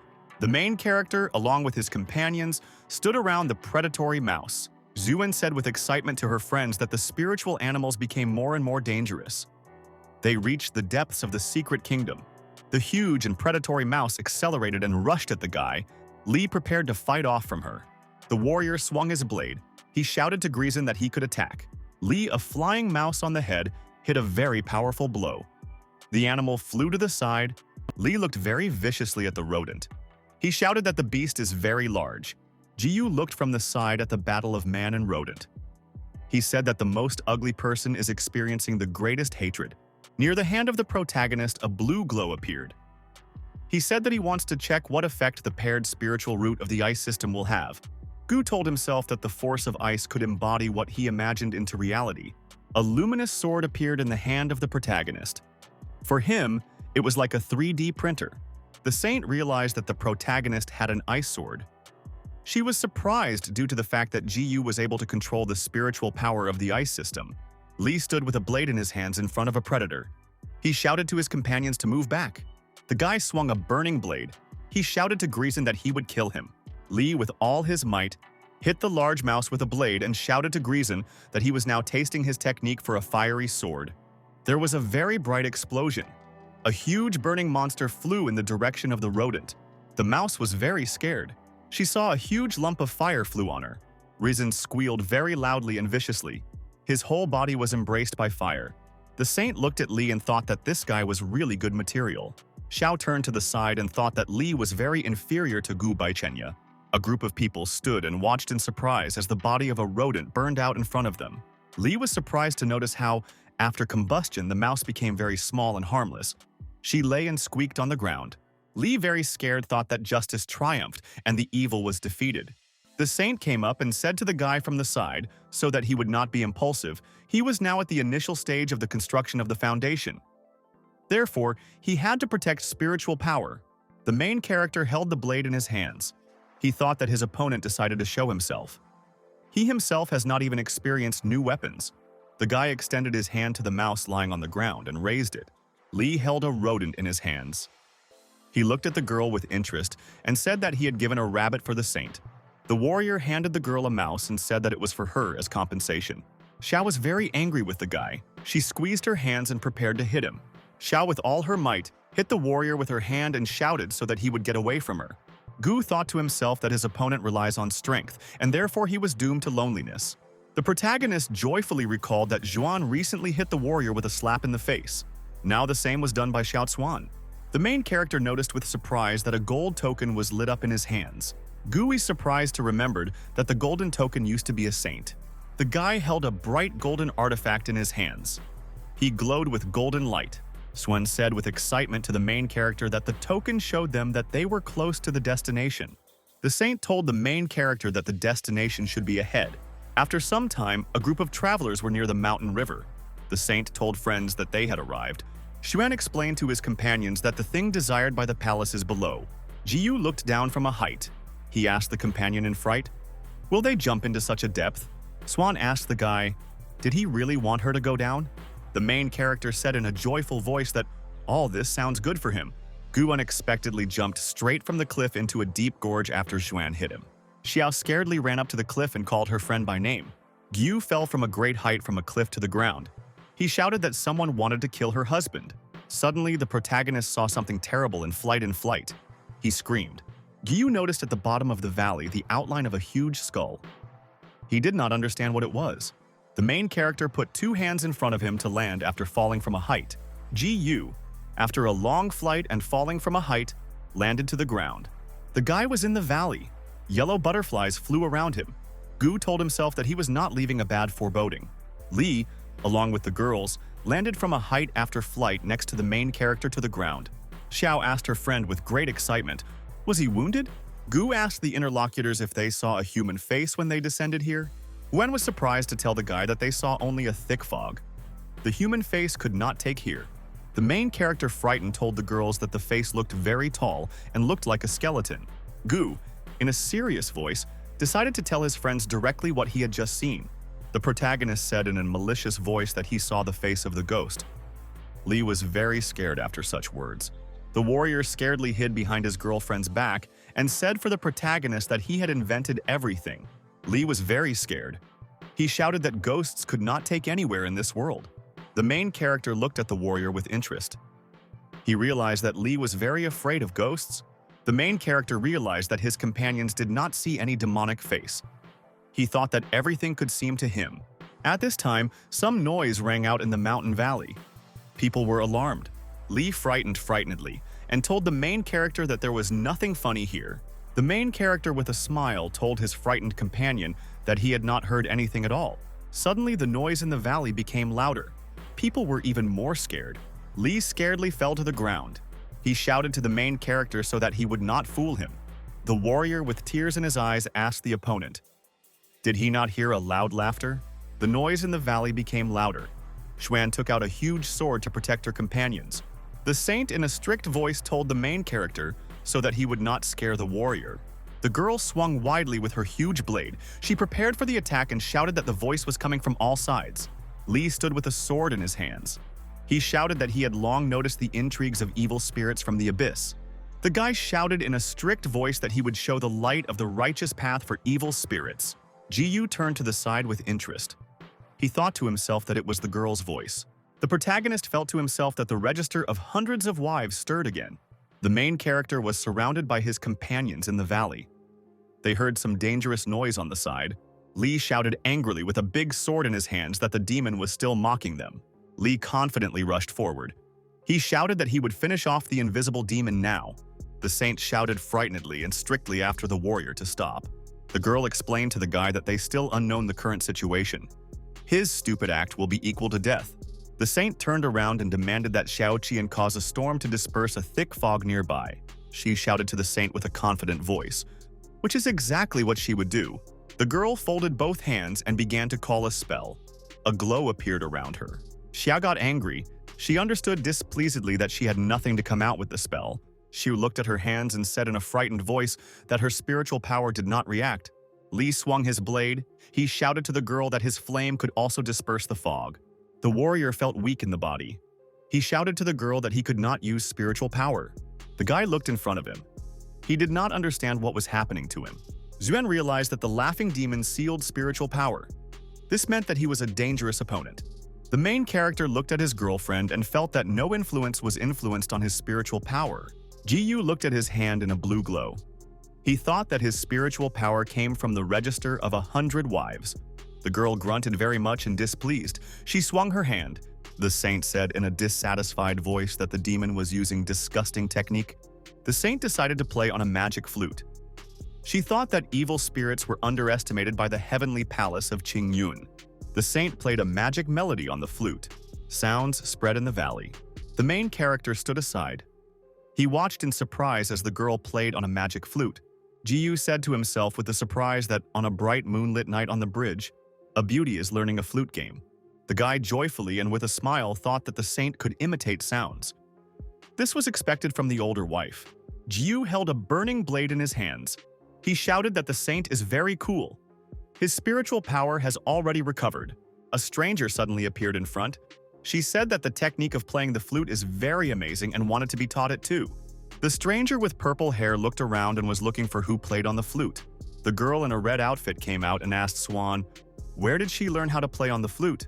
Lee looked displeased at the stranger and shouted that all this happened because of her. The main character looked at the girl carefully and thought that she was very fearless, like his older wife. Gu looked in surprise at the girl. He did not know whose general she was. The main character noticed a red horn on the girl's head. He decided that she was a demon. The saint stood with a blade in her hands and looked displeased at the stranger. Xuan called the unfamiliar girl Heavenly Virgin Sukub Hunsu. The age of this Hunsu was several hundred years. Hunsu angrily looked at the saint and said that she boasts of a righteous way. Sukub looked at the protagonist with a smile and said that he had a great poetic talent. Gyu looked at Hunsu and told her with a smile that she simply praises him. He answered her the first thing that came to mind. The main character was delighted. He decided that the Heavenly Virgin Sukub could come to his wife for him. Hunsu looked at the guy and said that he was a great modest. She invited him to evaluate some of her talents. Ji-yu turned around and noticed a nearby girlfriend. He thought that the demoness was already directly flirting with him. The main character with fright realized that the girl wants to not only eat him, but also destroy him with a harem. The main character told the demoness that he no longer wants to bother her. He likes to live in peace more and do what he likes. Hunsu cunningly glanced at the guy and asked, did he really have a henchman? The main character stood and silently looked at the girl. He did not answer her. The demoness looked slyly at the guy and said that she had caused him only inconvenience. She put it to talk about this later. The saint swung a blade and angrily asked Heavenly Eve, why is she here? Hunsu in a cunning voice asked the interlocutor, why does she ask? Hunsu explained to the girl that she came for the same thing that she was. The main character with excitement realized that the demoness is also looking for something in this place. The guy displeasedly decided to himself that Hunsu decided to find a treasure in this place. Xuan sternly looked at the Heavenly Virgin and said that the price would not be affordable for her. The saint strictly looked at the demoness and said that she remained in the Empire of Ji if she penetrated here. Hunsu smiled slyly and answered the saint that she did not want someone to know that she was here. The demoness took out a fighting whip. She shouted to the girl that she did not plan to let her go. Hunsu sharply swung her demonic whip and hit them on the ground. On the side, Steps were heard from all sides. Monsters began to approach people. Hunsu stood and viciously looked at people. Next to her were humanoid monsters. The demons with horns and burning eyes laughed angrily. They looked at people with hatred. Lee swung his blade. He shouted that there were 4 demons in front of him. The warrior angrily told his friends to leave the highest monster for him. Jiyu looked at Lee and thought that he decided to avoid the battle with the boss and would fight against the minions. Zhuan told the interlocutor that the bloody enmity between demons and people continued for many generations. Now they have a fatal battle. The holy in a strict voice told the soldiers that she would take Heavenly Virgin. After every warrior defeats his opponent, he must come to her support. Hunsu ordered subordinates to the demons so that they would not hesitate and tear people into pieces. Guys with excitement asked his girlfriend, would she handle one-on-one? Xiao glanced joyfully at the guy and asked him not to worry about her. A girlfriend promised a confident voice to the main character that she would cope. The demons, very joyful, viciously looked at people and shouted that they would smear them. At this time, one of the warriors launched blue lightning and struck one of the monsters in the head. The demons sternly shouted to the man that he made a very vile attack. Guys in a cunning voice told a group of monsters that all this was not even an attack. The main character stood, and a blue magic ball glowed above his hand. He shouted to the demon that he decided to help him refresh. One of the demons fell to his knee. He viciously called the protagonist a bastard. The monster looked strictly at the man and said that he first wanted to save his life for him. The demon angrily shouted to the guy that he would teach his girlfriend the method of paired cultivation. Guy looked at the monster very viciously and asked, "What did he say?" The main character smiled slyly and said that among the demons there are also minotaurs. The monster thought. He asked a person in bewilderment, "Who are the minotaurs?" Jiyu swung greatly and launched the blue lightning in the head of the demon. The demon after the attack froze to the ground. The main character sternly said that the minotaurs should die. The monster came to his senses and jumped to his feet. He shouted to the man that he again suddenly attacked him. The demon with a club at the back ran to the main character and shouted that he would take his skin. The saint with a sword in a formidable voice said that for Hunsu it would end today. The heavenly maiden looked at the girl and told her that there was no need to worry like that. Hunsu shouted joyfully that the 2 younger demons could stretch. Xuan swung a blade and rushed against the heavenly virgin. Hunsu swung its tail to attack her rival. She hit the saint. Li shouted in an evil and strict voice that demons should die. The warrior held a burning sword in his hands. Opposite him stood a huge demon with a club. The monster said in an angry voice that the guy liked him and he would try him now. Li very quickly and abruptly ran from the side to attack the demon. The monster put up a large baton in front of him and beat off the guy's attack. The guy stood with a sword and fought off the monsters. The demon shouted to the man not to overestimate his strength. The monster went to Xiao and viciously asked her, "Was it scary to be alone?" Xiao in a calm voice answered the monster that she did not need to be afraid of some kind of tribal demon. The demon was very angry. He looked strictly at the girl and shouted that he would teach her something. The monster swung with a club and jumped up. He shouted to the girl that she should be afraid. Xiao decided not to stand still. She jumped and dodged away from the demon's blow. The monster turned sharply and looked very viciously at the girl. The demon prepared to hit the opponent with a club. He told her angrily that her body was suitable for paired cultivation. The monster angrily threatened the girl that she would comfortably go to heaven as a boiler. Xiao looked aside and noticed how the demon fled after the main character. She said that she did not want to immediately show this side in front of Gu. Before Xiao appeared bright green lightning in the form of an ice axe. She said menacingly that now she could do all this without remorse. The girl viciously told the demons that she could now thank them for this. She grabbed a green luminous axe in her hands. Xiao held the weapon in her hands. She shouted to the monster that at that time she still had to restrain herself. The girl smiled at an evil look and said that now she did not need to be merciful to the demon. Xiao swung a luminous ice axe against the opponent. The demon joyfully shouted to the girl that she scared him to death. The demon laughed very loudly. He still looked at the girl with hatred. Xiao very quickly ran past the opponent and hooked him with a huge green ice axe. The monster turned around and looked at his hand. He noticed that he had blood. The demon of the evil asked the girl, "Is it all that she could show?" Suddenly, bloody wounds appeared on the mutant's body. He felt pain in the body and began to fall. The demon was scared on his knees. He viciously asked the girl who she was at all. Xiao sternly looked at the opponent and called him her full name. The girl with all her might hit the opponent with a blade. She shouted so that he would not forget to tell her name to the Lord of Hell in the afterlife. After a strong blow from the girl, The monster froze dead to the ground. Whether frightened in the cave stood opposite the demon with a large club. The guy asked the monster if he would like this place to arrange the grave. The monster angrily looked at the rival and said that they eat their victims and did not dig them. Lee looked at the opponent and thought displeasedly that Gu mocked the girl and deprived her of the opportunity to think sensibly. The warrior realized that he should now take the opportunity to get into the heavenly palace.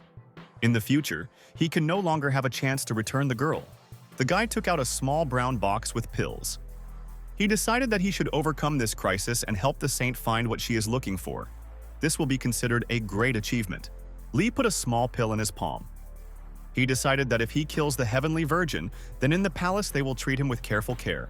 The guy swallowed a pill and thought that he had no other chance. An evil demon stood next to him. The monster laughed merrily. He joyfully said that he realized why the girl threw a warrior. Suddenly, a very bright light appeared around the warrior's body. He felt a surge of strength. Lee viciously said that with the help of a pill, he could increase his combat power. For an hour, he will not be able to stop suppression. The demon angrily and scaredly asked the guy how he was able to show the power of the crystallization stage. The monster said in surprise that a person very madly absorbs demonic energy within the secret kingdom. Lee viciously explained to his opponent that he would even lose the opportunity to think rationally with an increase in the elixir. Emotions will prevail over his body. The guy abruptly broke off and at all speed rushed forward to attack the demon. The monster scaredly deviated to the side. He told himself that he needs to retreat and avoid a person's abilities. The guy looked angrily at the demon and shouted that he wanted to run away from him. An angry demon with a club did not notice how the guy ran past him and was behind. Lee strictly looked at his opponent and threatened that he would kill all the demons. The warrior has eyes. He continued to viciously repeat that he would kill the monsters. A very bright fire appeared around the demon. He held out his hand forward and shouted loudly. Lee stood with a blade in his hand and looked angrily at the monster. The demon did not expect such actions from a person.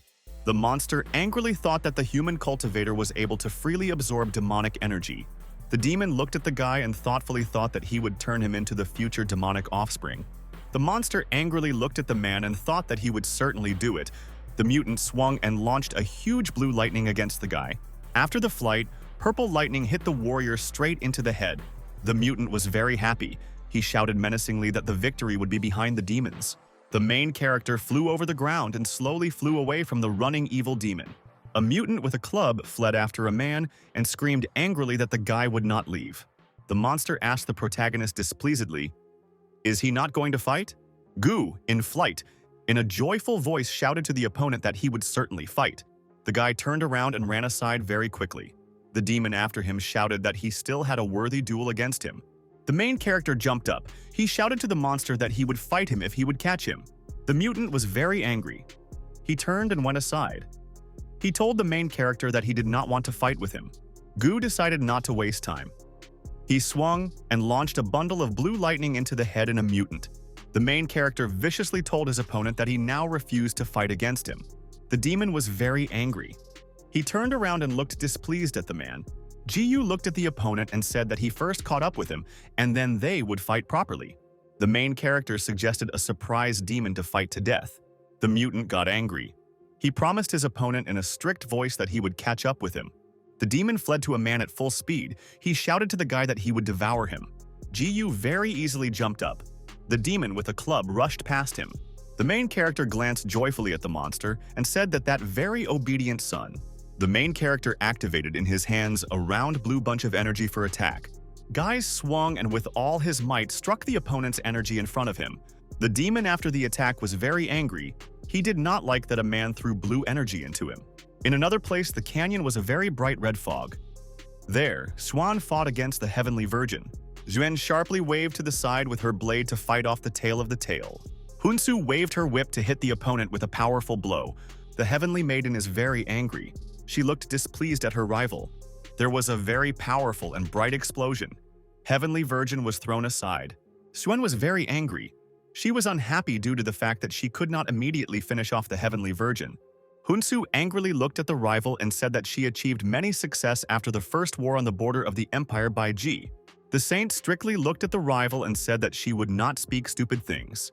Hunsu with a smile told her rival that if she does not receive what she wants, then they will have to fight again. She offered to stop. Xuan thought and realized that she and the rival could not overcome each other. If they continue to fight, then both will suffer. At this time, Swan suddenly heard someone ran up to her and called. The main character ran up behind the girl and shouted so that she would not shoot at him. Xuan was surprised when she turned around and saw a Zhu. She realized that the guy coped very quickly with the demon soldier. The saint turned around and very cunningly called the Heavenly Virgin by name. Xuan sternly told the rival that the balance in their battle was broken. Hunsu did not have a single chance. Gu ran up behind the girl and demanded that she raise her hand. Xuan raised her left hand and asked the guy with interest, "Why do it?" The protagonist accelerated sharply and on the move hit his hand on the girl's palm. The Gu smiled slyly and shouted to her cheerfully that he had replaced. Xuan scaredly asked the guy if he defeated the demon of the soldier. The main character said in a dissatisfied voice that the demon of the soldier did not give him a passage. The protagonist suggested that a surprised girlfriend change opponents. Xuan asked the guy if he really wants to change opponents. She warned him that Hunsu's power should not be underestimated. The Heavenly Virgin laughed loudly. She looked at the saint with interest. Hunsu looked with interest at the girl and said that her boyfriend was chasing this place. Hunsu asked the saint, was the guy really her concubine and came to her for help? The main character spread sharply and launched blue lightning into a surprised opponent. Gu viciously glanced at Hunsu and sternly told her that he would now be her opponent. The Heavenly Maiden with a smile glanced at the protagonist and called him a sweet guy. Hunsu strictly confirmed that she was ready to fight the main character. Xuan thought that if the guy could fight against Hunsu, then he could defeat the soldier's demon. The saint looked at the guy. She could not understand why he was persecuted directly to this place. A small blue ball appeared above the guy's hand. He shouted to his rival that he would pursue her even to the edge of the world. The main character slyly looked at the Heavenly Virgin and asked if she agreed. Hunsu looked at the opponent with surprise and asked if he himself agrees. The Heavenly Maiden jumped and took off above the ground. She told the guy that his level of cultivation is very low. If she fights against him, she will definitely suffer. Hunsu flew above the ground. She told people on Earth to follow her. Xuan was very surprised and did not understand what was happening. She thought that the level of power of Hugsu is no lower than the stage of the gold nucleus. The saint thought and could not understand why the guy Gu, at the stage of erecting the foundation, fled in fear. The main character sharply ran to the side. He shouted to the saint that the demon of the soldier would come running here soon and she should fight against him. A monster with a club ran up from the side. He menacingly shouted to the guy that he had finally found him. The demon glanced angrily at the guy and threatened that he would take off his clothes and eat him for dinner. The monster asked the girl in surprise where the guy went. Xuan answered the demon that there was no difference for him, from whose hand he would die. Xuan thought about it. She was surprised due to the fact that the demon shouted that she wanted to take off his clothes with Gu. The monster with a club got angry. He shouted that the woman wanted to kill him. Xuan activated blue lightning around her and directed them against the monster. The girl rushed forward at the demon and directed forward a luminous blade. She thought the monster wanted to find a man. The demon swung with all his might with a club and hit it on the ground. Xuan waved a blade next to him. Xuan was very scared. She realized that she spent a lot of spiritual energy in the battle with Hunsu. The demon swung with all his might. He shouted to the girl that this time he would not let her go. Li flew up from the side. With all his might, he hit the running demon with a sword on his back. The guy cried out with an angry voice that he wanted to kill all the demons. The saint looked at the mutant lying on the ground. She said in a frightened voice about fluctuations in the stages of crystallization. The angry guy stood and continued to scream about the fact that he would kill all the demons. Around the body of the warrior there was a bright fiery glow. He continued to repeat the words about the murder to himself. The main character raced on the valley and pursued the girl. He shouted after her. Gu at full speed rushed after his rival and shouted so that she would not run away. The guy ran at full speed at the runaway girl. He threatened her on the go that he would follow her. Hunsu promised the guy on the go that if he catch up with her, she would give him anything. The Heavenly Maiden continued to escape. She said that he could suck out all the juices and eat. The main character accelerated. I ran to the Heavenly Virgin. He told the demoness with a smile that she wanted to eat him. Hunsu looked at the guy and said that she could accept him as a subordinate. Hunsu slyly looked at the protagonist and asked what he was thinking about all this. Jiyu told the interlocutor in a strict voice that the dying peony flower was becoming a romantic ghost. The protagonist told the Heavenly Virgin that he would really like to go from her from the secret kingdom to the ears. The Heavenly Maiden grabbed the whip. She told the guy with a smile that he specially changed opponents and went out to fight against her. The demoness told the guy that he pretended as if he had fled after her to die a happier death. Gu held a fiery rope in his hand. He told the girl that he wanted to chat with her about love. The main character looked angrily at the rival and said that she wanted to take his life. Hunsu told the guy displeased that he had already prepared a rope. She hit the ground on the ground. The demoness looked slyly at the guy and said that she was able to satisfy all his desires. The main character began to unwind his magic rope. He told the opponent that there was no need for a trip to the ears. Hunsu slyly smiled at the guy and said that she could be gentle with him. The main character activated an ice sword in his hand. He told the opponent that this place is very suitable in order to enjoy solitude. The girl was very amazed when she saw an ice sword in the opponent's hands. The demoness scaredly asked the opponent, "Who was he?" Gu stood with an icy sword in his hands. The main character viciously told the opponent that she had a lot of questions. Gu from Acceleration ran with an ice blade in his hands. He shouted to the girl that she would experience it on herself. Hunsu was frightened and worried. She thought about herself, displeased that she had a bad thing. The demoness turned her whip into a predatory snake and attacked the protagonist. Gu screamed very loudly and attacked a large snake with his sword. The main character, with very powerful blows of the sword, cut the snake into several parts. Hunsu was very angry. She looked at the guy with hatred. The demoness viciously asked the protagonist, "Who is he?" The main character came up and picked up the girl's whip. He said that this whip is like a good toy. Gu slyly asked the opponent, how would she like him to use a whip? Hunsu looked at the guy and scaredly thought that the young man was very skilled in the secret kingdom. The heavenly maiden scared thought that if she was captured by Chingan's heavenly palace alive, she would wait for her torture. The demoness fell to her knees in front of the guy. She said that she was blind and dared to dare. The girl scaredly told the main character that if she knew that he would come here, then she would not be so arrogant. The heavenly virgin slyly told the guy that she saw his strength and felt inexplicable admiration in her heart. Hunsu looked thoughtfully at the protagonist and said that she was ready to belong to him. The heavenly maiden looked at the guy and said that she was ready to be for him even a girl for one night. The protagonist slyly said that the heavenly maiden of the succubus could be a servant. Gu's gaze looked at the demoness and said that all this sounds very attractive. The main character slyly asked the demoness, how would she warm his bed? Hunsu with a smile told the guy that she would do everything he wants for him. The demoness fell in front of the guy and said that she could right now her legs. Gyu carefully studied his rival and realized that she was behaving as expected from the heavenly virgin of Succub. The main character realized that the girl wants to influence him now. It fascinated him. Gyu held an ice blade in his hands.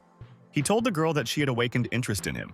The main character with all his might squeezed the ice sword with his hand and he scattered into the fragments. A surprised demon woman looked at him. Gyu told the interlocutor that he was not against getting instruction from the heavenly virgin of Succub. The main character looked strictly at the demoness and said that he wants to explain everything to her in advance. The guy slyly threatened his opponent that for bad behavior he could easily take her. Gyu strictly warned the girl that she should know what she would experience in the future. The demoness looked at the guy and thanked him for the opportunity. She promised to try for him. The heavenly virgin told the main character that it would be very difficult for him to part with her. She explained that she could do other things. Hunsu grabbed the guy by the leg and asked what he was thinking about it to everyone. The demoness cunningly asked the guy if her power of Tao suit him. The heavenly maiden continued to massage the guy's leg. She asked if he was comfortable. The demoness's eyes lit up. She asked the guy, should she massage? The main character looked at the rival concentrated. He realized that the performance would begin right now. The girl attacked the guy with a pink lightning from her eyes. Gu began to resist her. Jiyu grabbed the girl by the face and said that she very well understands his desires. The main character looked at the girl slyly and said that if she serves him well, he would make her a concubine. Hunsu cunningly glanced at the guy and thought that he was already fascinated by her charm of the heavenly demon. Gu touched the girl's face with his hand. The demoness realized that she should not let go of the guy. The demoness sharply launched a snake from her hand against the protagonist. A predatory snake clung to a man in the neck. The guy was very scared. Hunsu looked angrily at the protagonist and said that he continued to show before his death. The demoness slyly said that she could use the spiritual power of the cultivation of the stage of erecting the foundation, but the guy was under the influence of a snake poison. The rival maliciously told the guy that he could not escape, even if he were an old monster at the stage of origin. Gu answered the girl that he had been waiting for a very long time and was very surprised by her plan. The demoness was scared. She saw the guy swing against her with a burning rope. Jiyu launched a fiery rope against his rival and wrapped around her body. The tied demoness angrily asked the guy why he could still move. Jiyu held the snake's head in his hands. He told the rival that he was familiar with her seduction technique. The main character smiled slyly and said that he had met this technique at the rabbit. The demoness looked at the guy very viciously and immediately fell silent sharply. Jiyu held the snake's head in his hands. He said fun to the interlocutor that he liked young girls, but he does not like heartless women. The main character threw the body of a snake to the ground. He told the opponent that she had put him in an awkward position. Gu smiled slyly and told the girl that he was left very little. The main character pulled the rope on the girl's body and said that he would take up her upbringing. The girl has a small snake from her chest. She told the opponent that he was strong, but he is just a person. The girl in a cunning voice reminded the main character that she was a demon. Gu's smiled rival slyly and informed her that he had already ate her little trick.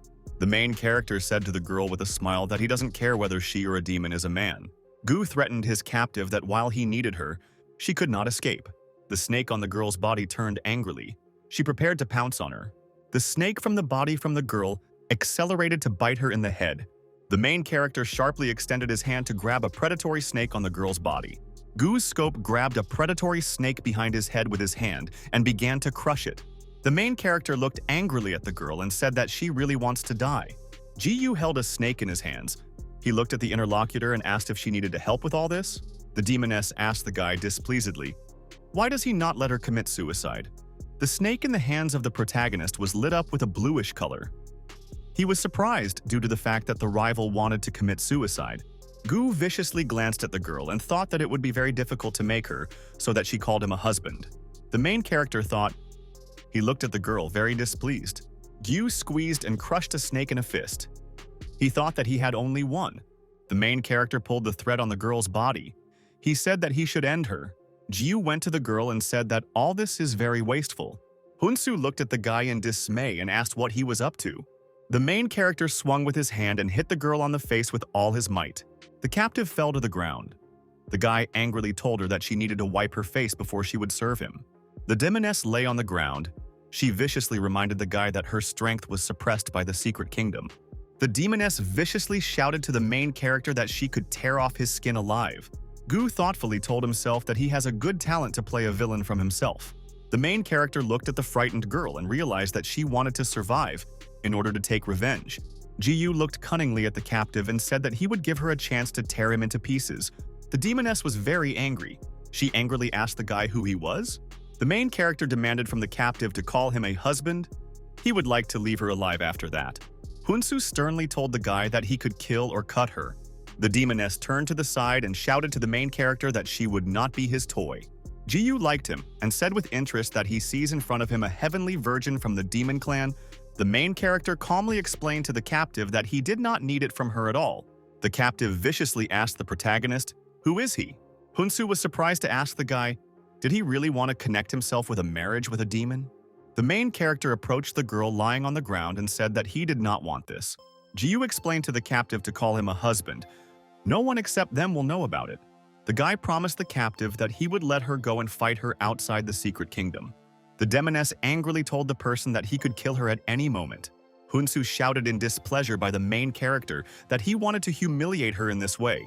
The guy told his captive that she looks very disappointed and tense. Jiyu pointed a finger at the girl and said that the murder causes him a feeling of pollution. The main character took out a small ice blade. Small fragments scattered from him. Guys approached the girl and said that she had a good horn on her head. The captive was scared. She demanded that the guy not touch her horn on her head. Hunsu told the guy that without her horn she would become a slave among demons. The captive prayed and demanded that the main character kill her as soon as possible. Jiyu viciously looked at the demoness and realized that she had a weak place. The protagonist thought with excitement that he had to use this. I will stretch the blade forward and tried to cut off the horn on the girl's head. The main character was sitting with an ice knife in his hands. He told the girl that if he cuts her horn, then a lot of blood is over. The guy threatened the girl that he would write on her horn that she was his servant. The main character angrily asked the girl, how does she feel about such a phrase? Gyu extended his hand forward and prepared to cut off the horn on her head at the captive. The guy scratched the horn on the girl's head with a blade, and at the last moment he wanted to ask her about something. The guy had angrily lit up his eyes. He strictly asked the girl what kind of letter she likes. Hunsu scared the guy scared to stop. She agreed to all his conditions. The protagonist touched the girl's horn with a blade. She excitedly asked him to stop. Ji-yu viciously asked the captive what kind of handwriting to leave an engraving for her. The guy angrily told the girl that he would draw a trace on her horn that he likes. The captive was frightened and prayed. She promised the guy that she would tell him everything if he stops. The captive was scared. She began to mumble and look at the guy with a trembling voice. The main character joyfully thought to himself that he would finally get a heavenly girl named Sukub for himself. Gu thought to himself with pleasure that he had power bank in the form of a heavenly virgin of the demon clan. Suddenly, a bright flash appeared in the sky. The protagonist and the captive were surprised. Gu, along with the girl, was surprised to look aside. They realized that someone would appear there now. The main character sharply jumped up and took the girl in his arms. A bright explosion shone from the side. Ji-yu told in a frightened voice that next to him was the spiritual power of the stage of crystallization. The protagonist told the girl with a frightened voice that someone who was immune to the suppression of the secret kingdom appeared with them. The steps of a stranger were heard from the side. The fighter walked, and around him was a bright glow. Lee walked and held a large blade in his hands. He shouted that he wanted to kill all the demons. The warrior with burning eyes continued to scream that he wanted to kill all the demons. The main character came up and told the guy displeased that he had previously inferior to him only because of Xiao. Gu viciously shouted to the guy that he was going to kill him with the demons this time. Lee waved a sword in all directions. He shouted that he wanted to kill all the demons. The warrior accelerated and ran to the protagonist. He shouted that he would kill him. The main character was surprised. He did not understand what was happening with his opponent. Ji-yu took out an ice blade. He realized that something was wrong with the warrior. Lee stood opposite him with his weapons. Lee dispersed and tried to hit the protagonist with a blow from above. Thurmbish in time put his sword in front of him and defended himself from the impact of the opponent. The main character realized that the warrior had a lot of strength. There could be no mistakes. Ji-yu slipped back. He realized that his opponent has a very great spiritual force. The main character continued to fight against his opponent in flight. Ji-yu shouted angrily when he fought off the opponent's next attack. The main character with an ice blade in his hand rushed forward to attack. Ji-yu felt very strong fatigue in the body. He exhaled heavily. The main character looked at the opponent with a sword and did not understand where he got such a force. Lee stood angry and there was a purple glow around him. The main character realized that demonic chi came from the opponent. Lee looked at the protagonist and said that he was an accomplice of the demon clan. Lee stood very evil with a sword in his hand. He continued to scream that he would kill. The girl walked alone in a mountain valley. She called the protagonist and her words were given an echo. Xiao walked and looked around. She called Lee to her. The girl walked and carefully looked around. She could not find her friends. Xie stopped and scaredly thought that she could be lost in a secret kingdom. The girl looked aside. She remembered that Gu could run there. Suddenly, the girl saw something very amazing in front of her. She stopped and looked in front of her. She stood and was surprised to consider two stone statues of warriors in front of her. The girl looked and noticed that the statue of the warrior was very realistic. Xiao noticed in surprise that on one statue there was the clothes of the heavenly palace of Chinen. The girl noticed that one of the stone warriors on her head had a big horn. Xiu looked closely and noticed that one of the warriors looked like from the demon clan. The girl looked around and said that a member of the demon clan and someone from the heavenly palace could die in this place. After little thought, Xiao sharply told herself that she needed to stop. The girl noticed that the bodies and clothes of unknown warriors were petrified, but the sword was still intact. Spiritual energy emanated from the blade. Xiao noticed a ring on the demon's hand. Demonic energy emanated from him. The girl told herself that the saint was looking for these two artifacts, which in front of her, there was a thick fog in the mountain valley near the river. There, the main character fought against the opponent. Gu stood opposite the warrior. There was a very bright glow around him. The protagonist looked closely and realized that his opponent's body was not emitting spiritual energy. The main character took a closer look and realized that the demonic ki emanated from the angry. The protagonist looked at the opponent in dismay and thought that the demon had minted at him. Hunzi lay on the ground and laughed merrily. Gyu could not understand why demonic ki came from his rival. The demoness lay cunningly on the ground and smiled rather to herself. The lying demoness told the main character that his opponent is a human cultivator. She knows nothing about people. Jiyu looked at his opponent and realized that the girl was hiding something from him and did not want to tell. Jiyu looked at the angry fighter and realized that he needed to fight on his own. The angry warrior continued to viciously repeat to himself that he would kill all the demons. Lee went to the main character and girl. He continued to scream about the murder of demons. Jiyu looked strictly at his opponent and shouted, That idiot!" Lee at full speed accelerated with the blade and ran to the protagonist. Lee sharply swung his sword and rushed to the ice block in front of him. A warrior with a powerful blow with a blade cut a piece of ice in front of him. The ice block after a blow from the warrior began to crack a little bit. The main character fled with all his might. He held a captive in his hands to save himself as soon as possible with her. Gu was carrying a girl in her arms. At this time, Weather had appeared with a large burning sword on the side. Hunsu looked at the protagonist and told him with a smile that he was protecting her. The girl asked a frightened guy, did he really fall in love with her? The main character carried the captive in his arms. He told her that if she dies, then all his work will disappear. The main character stopped with the girl. He was unhappy due to the fact that he had arranged a bustle. The protagonist thought displeasedly that it remained quite a bit to the captive called him a husband. The main character launched blue lightning against his opponent. He decided to perceive this as a test of his combat power. Lee fled at full speed. He shouted to the main character that he was an accomplice of the demon clan. The warrior swung his blade and rushed to attack the protagonist. Jiyu was afraid of the opponent's approach. He could not stop him. The main character extended his hand forward. He looked at the opponent and realized that he could restrain his spiritual power of the ice system. Jiyu launched a pink lightning in front of him. He shouted that demons deserve death. The main character scaredly told the captive. Lee began to attack directly. There was a pink radiance around them. Gu was very amazed. He said that in the body of the opponent there are a lot of demonic qi. Hunsu told the main character that the opponent absorbs energy from the secret kingdom. The girl looked slyly at the protagonist and said that he should see it himself. Jiyu turned to his captive and said that she was chatting a lot. The main character warned the girl that they needed to stop the wall of fire. The demoness explained to the guy that there is absolutely no difference for her from whose hand to die. Hunsu looked at the protagonist and said that another scapegoat had appeared. Gu's interest looked at the captive and asked, did she really think about it? A blue ball appeared above the hand of the protagonist. He told the girl that he did not need her help. The main character grabbed his captive in his hands and tried to stop the pink flame around. The pink flame continued to shine very brightly. The main character did not stop him with the help of ice. Gu was surprised to look in front of him and said that his spiritual power of the water system was supposed to restrain the fire. Gu was very unpleasantly amazed. He did not understand why his magic had no effect. The captive laughed. She told the guy that he possessed a guy with a spiritual root, but he is very stupid. Hunsu cunningly glanced at the guy and said that he seemed to have picked up a spiritual root somewhere. Jiyu looked at the captive and remembered that he really picked up the root.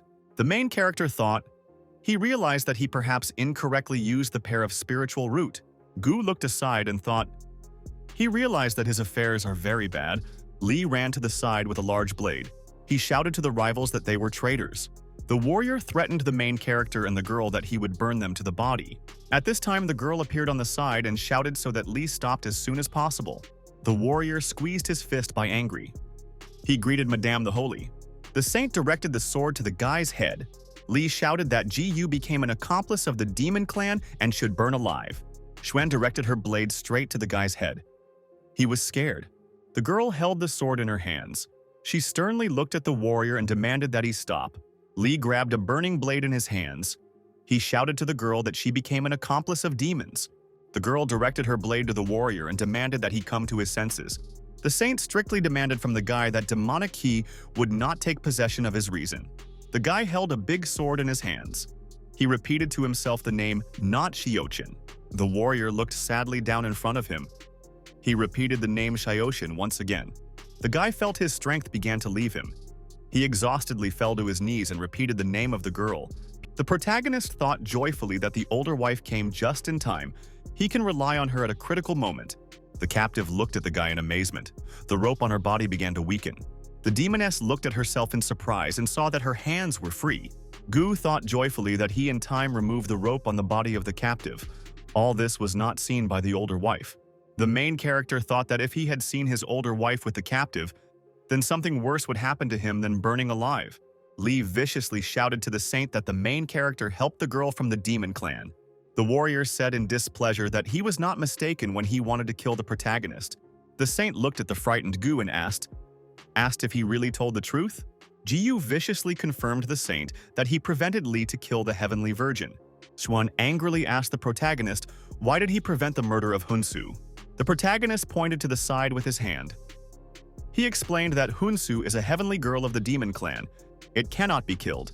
Jiyu warned the saint that the demon clan could avenge the Chinan palace. Xuan asked the guy with displeasure, did he really decide that the heavenly palace would be afraid of the revenge of the demons? Jiyu explained to the saint that the purpose of their trip was not someone's murder. The main character told the girl that there is no need yet to strengthen enmity with demons. Hunsu was surprised to note that the guy is very smart and reasonable. She realized why he didn't kill her right away. The heavenly maiden realized that the guy took the rope after the saint came. Gu was afraid that she could be killed immediately if she could not fight back. Hunsu looked at Li with interest and thought that she was free again. The heavenly maiden looked very displeased at the angry warrior. The girl waved her right hand. A slight twist appeared near the fingers. The heavenly maiden smiled slyly to herself and said that she wanted to check. Hunsu looked at the angry warrior and wanted to understand what was the reason for his actions. A saint ran up with a blade. She shouted that Hunsu almost used up her energy. She has no chance to defeat them all three. Suen pointed to the heavenly virgin with a sword and said that she would refuse cultivation. In return, she promised to let her go. Li viciously waving a blade in all directions, he shouted that it was necessary to kill all the demons. The guy had a bright red spot. He shouted that no one should be released. The heavenly maiden looked at the person with interest. She looked at him carefully and noticed that Li did not resist the demonic sea. Li stood very angry. The girl thought that this guy could even more show his abilities in the demon clan. The warrior held the blade in his hands. He shouted loudly that they were all demons and they are not compatible with them. A dissatisfied saint came up from the side. She strictly asked the guy, how long would he bend his line? Xuan angrily asked the guy, how does he dare not to obey the saint? Hunsu said with interest that the outcome was not yet determined. She looked at the conflict of Zhuan and Li from the side. The heavenly virgin turned around and told the main character that they were all discussing how to do it next.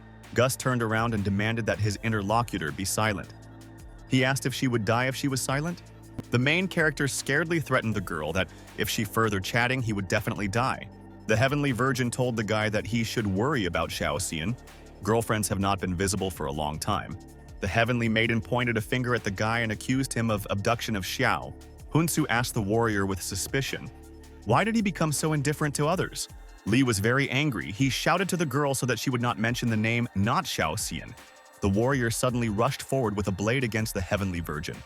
The saint scaredly called him from behind. Xuan strictly demanded that the guy return to her as soon as possible. Hunsu cunningly glanced at the guy and realized that a demonic seed was growing inside him. The heavenly maiden carefully looked at the running warrior. She thought what to do. Hunsu began to run back. She decided to try to awaken Li running.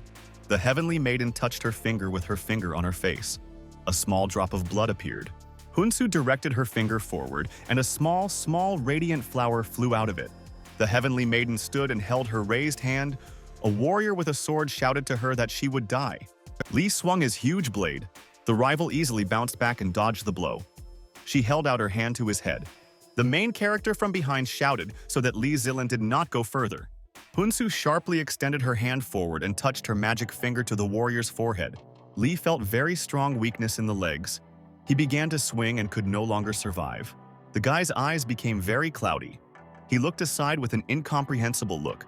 The main character approached behind and called the warrior. Li shouted displeasedly. Li exhaustedly fell to his knees. He could no longer stand on his feet. The main character scaredly looked at the guy and asked what happened to him. The heavenly virgin slyly asked the warrior, how did he like the blood of the hostess? The guy fell to his knees and grabbed his head with his hands. He screamed loudly. The frightened saint ran up from the side. She asked loudly to the screaming warrior, what happened to him? The main character approached the side and looked at the lying warrior. He decided that everything happened as he thought. The Gyu was displeased that the guy had no immunity to the technique of seduction of demons. Li held his hands behind his head on his knees and shouted very loudly. Li felt very severe pain on his head. He began to grow a red horn. Very quickly, a large and thick red horn grew on the warrior's head.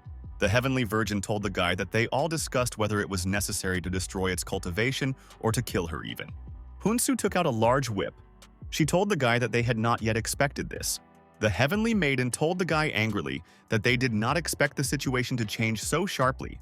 The girl swung her huge whip and hit the warrior with a scale. The heavenly maiden continued in all directions to wave a huge whip. The guy scaredly jumped to his feet. Lee fell his back to the ground. The girl angrily told him that it was still very early to get up. The heavenly maiden sharply threatened the opponent that he would be her slave. The saint turned around and looked at the guy in dismay. She said that he was now under control. A warrior with a horn on his head angrily looked at the saint. His eyes burned. Hunsu wrapped the guy's whips. She demanded that he listen to the mistress. The heavenly maiden strictly demanded from the guy to defile the saint. Lee viciously glanced at Swan. Lee looked in front of him with a blunt gaze. He repeated to himself the name of Xiao Qian. The warrior shouted loudly to himself and continued to repeat the name of the girl. Hunsu said cunningly to the guy that after the battle she would give him the girl as a reward. The heavenly maiden slyly asked the guy if he knows what he should do. The main character looked angrily at the guy and realized that they had had problems because of him. Gu thought to himself in displeasure that the complexity of the quest increased sharply to the hellish level. The saint scaredly looked at the guy and shouted to come to his senses as soon as possible. Win shouted to the guy that he was the cultivator of the Fayun sect and not a slave demon. The heavenly maiden said in a cunning voice that the girl had double standards. She held the guy with a whip by the neck. Hunsu slyly said that the heavenly sect treated the guy like a dog. She also applies to the same way. The heavenly maiden in a strict voice said that her dog still needs to be eaten well. The heavenly maiden commanded the warrior so that he at first ate the holy, and then Xiao. Li looked very viciously aside. The demoness ordered him to eat well. The main character looked at the saint and strictly asked if she had any trump cards. Gu's voice said that he himself had nothing to get out. The guy answered a frightened girl that it was better for them to retreat if they can't contrast anything else. Zhuan squeezed the blade in her hands. She told the guy that he could run if she wants. The girl strictly explained to the main character, or is her relative on the sect. The saint turned around and explained that they may not even save the guy, but they will return his body. The heavenly virgin very cunningly told the warrior that friends want to kill him. Hunsu grabbed the collar on the guy's body and said that he knew what to do. Li was very excited and angry. He began to scream displeasure. Jiyu explained to the girl that even if they are now united by force, they will not be able to defeat the opponent. The guy looked at the heavenly virgin and shouted that they still had a demoness. Jiyu looked at his companion and explained that he needed her help. Zhan looked displeased at the guy and demanded that he speak soon. The main character leaned toward a girlfriend and began to explain to her what needs to be done. Zhuan angrily asked the guy what he said and shouted that this would not happen. The saint looked at the guy and said in displeasure that this might not work. The main character, along with a girlfriend, saw a very bright flash in front of him. Gu scaredly shouted to the girl to be more careful. The saint warned the guy to avoid it as soon as possible. Li with all his might hit his sword on top and hit the ground. Zhuan jumped up and dodged. The warrior jumped high up and swung against the protagonist with his blade. Jiyu exposed a blue ice shield in front of him to protect against attacks. The protagonist looked as a scared to the side and called the holy to his aid. Jiyu put an ice shield in front of him. He shouted angrily to the opponent to come up with something else. Li viciously rushed at the protagonist and demanded that he return the girl to him. Jiyu extended his hand forward and held an ice shield. He shouted so that the saint would begin to act. Yuan looked scared and viciously at the battle between the guys. After a small pause, the girl shouted a confident voice with a confident voice that she understood. Jiyu repelled another attack. The saint, in a very strict voice, promised the guy that she would do it. Xuan held out her hand down and tore off a piece from her white clothes. Jiyu carefully looked at the girl and noticed that she had a beautiful waist. The protagonist shouted to the girl with a joyful voice that she had beautiful legs. The saint shone. She slowly approached the warrior and looked at him cunningly. Li was very excited when he saw a half-destroyed girl nearby. Hunsu laughed very viciously. She looked at her rivals. The heavenly virgin said in a displeased voice that her rival also uses the seduction technique. Hunsu slyly told the opponent that for her, such a method is shameless. The heavenly maiden swung a whip. She said with a smile that Zhuan could not charm her demon slave with a similar method. Whether he suddenly dropped the blade from his hands, he looked at the girl and walked towards her. Hunsu was very unhappy. She realized that the guy now no longer listens to her. The heavenly virgin swung a whip and hit the guy on the back to stop. The demoness strictly ordered her slave to kill people in front of him. Hunsu realized that the guy did not listen to her. She got even more angry because of this. The girl continued to knock a whip on the guy's back. She shouted to him that he disobeyed her. The main character from behind jumped to a girl with an ice blade and demanded that she not swear. Gi-yu handed the ice blade forward. He told a frightened girl that her curses are enjoyed for Lee. The saint turned to the main character and explained that now everything was settled. The heavenly virgin told the main character that he is a very vile person. Gi-yu held an ice blade near her. Gi-yu held a knife near the demoness's head. He very viciously said that the slave of the demon dares to scold his husband. Lee was very scared. He raised his hands up and repeated the name of the saint. Xuan raised a blade in front of her and shouted to a frightened guy so that he would not fit. The saint with a blade in her hands angrily threatened the warrior that she would really kill him. Gyu held a knife near the demoness's head. He strictly demanded that she take a spell from the guy. Hunsu smiled slyly. She told the main character that he had already grabbed her twice today. Hunsu frightenedly explained to the guy that when someone becomes a demon and a slave, he can no longer become a man. The demoness explained to the guy that even if he kills her, or lose her control, as a result, the warrior will become even more fierce and cruel than now. Xuan handed the blade in front of her. She strictly asked the warrior if he wanted to disgrace his sect. The saint strictly asked the guy did he really want to offend Xiaoxian. Li was very excited. He began to repeat to himself the name of the girlfriend of Xiao. The warrior continued to repeat the name Xiaoxian. He did not know where the girl is now. The warrior gradually began to recover. He still repeated the name of his girlfriend to himself. Xuan sternly asked the guy, did he finally remembered? Li looked at the saint with interest and shouted joyfully that he had finally found Xiaoqian. The protagonist shouted to the saint in a frightened voice to stop the guy. Li began to gradually accelerate on his feet to get up. The warrior soared over the ground. He began to scream that he found Xiaoxian. The saint was very surprised. She looked at the flying guy and could not understand where he went. Hunsu calmly explained to the main character that Li's blinded by love would look for her girlfriend. The saint was scared and worried. She shouted that Xiaoqian would now be in danger. Gwing with a knife in her hand demanded that the girl immediately lead them to the location of Li Zilin. The demoness sternly told the main character that he could also become her slave. The demoness promised the guy that she could maintain consciousness for him. Guing with a knife in her hand strictly demanded from the girl to take them all to Li. The protagonist angrily threatened the demoness that if Xiaotian suffers, then he will turn her life into a nightmare. The captive turned and said with a smile to the main character that she was already scared. The saint came up and asked Hunsu whether the thing is the purpose of her arrival. The demoness asked the girl with displeasure, "Why are a person from the righteous faction excite the affairs of the demon clan?" Suen demanded from the demoness that she helped her save Xiaoxian and stop Li. The saint promised the demoness that she could pick up the ring of the god demon. Hunsu was surprised due to the fact that her interlocutor knew about the ring of god demon. The demoness asked the girl, "Is she looking for Yuntian's sword?" Gu looked in surprise in front of him. He realized that this is also the treasures that are looking for his companions. The saint looked at the demoness and said that there was nothing more to hide. Zhuan explained to the captive that these treasures are important for both of them. As a result, everyone can get what he needs and no one will die. The demoness turned to the main character and asked him to let her go.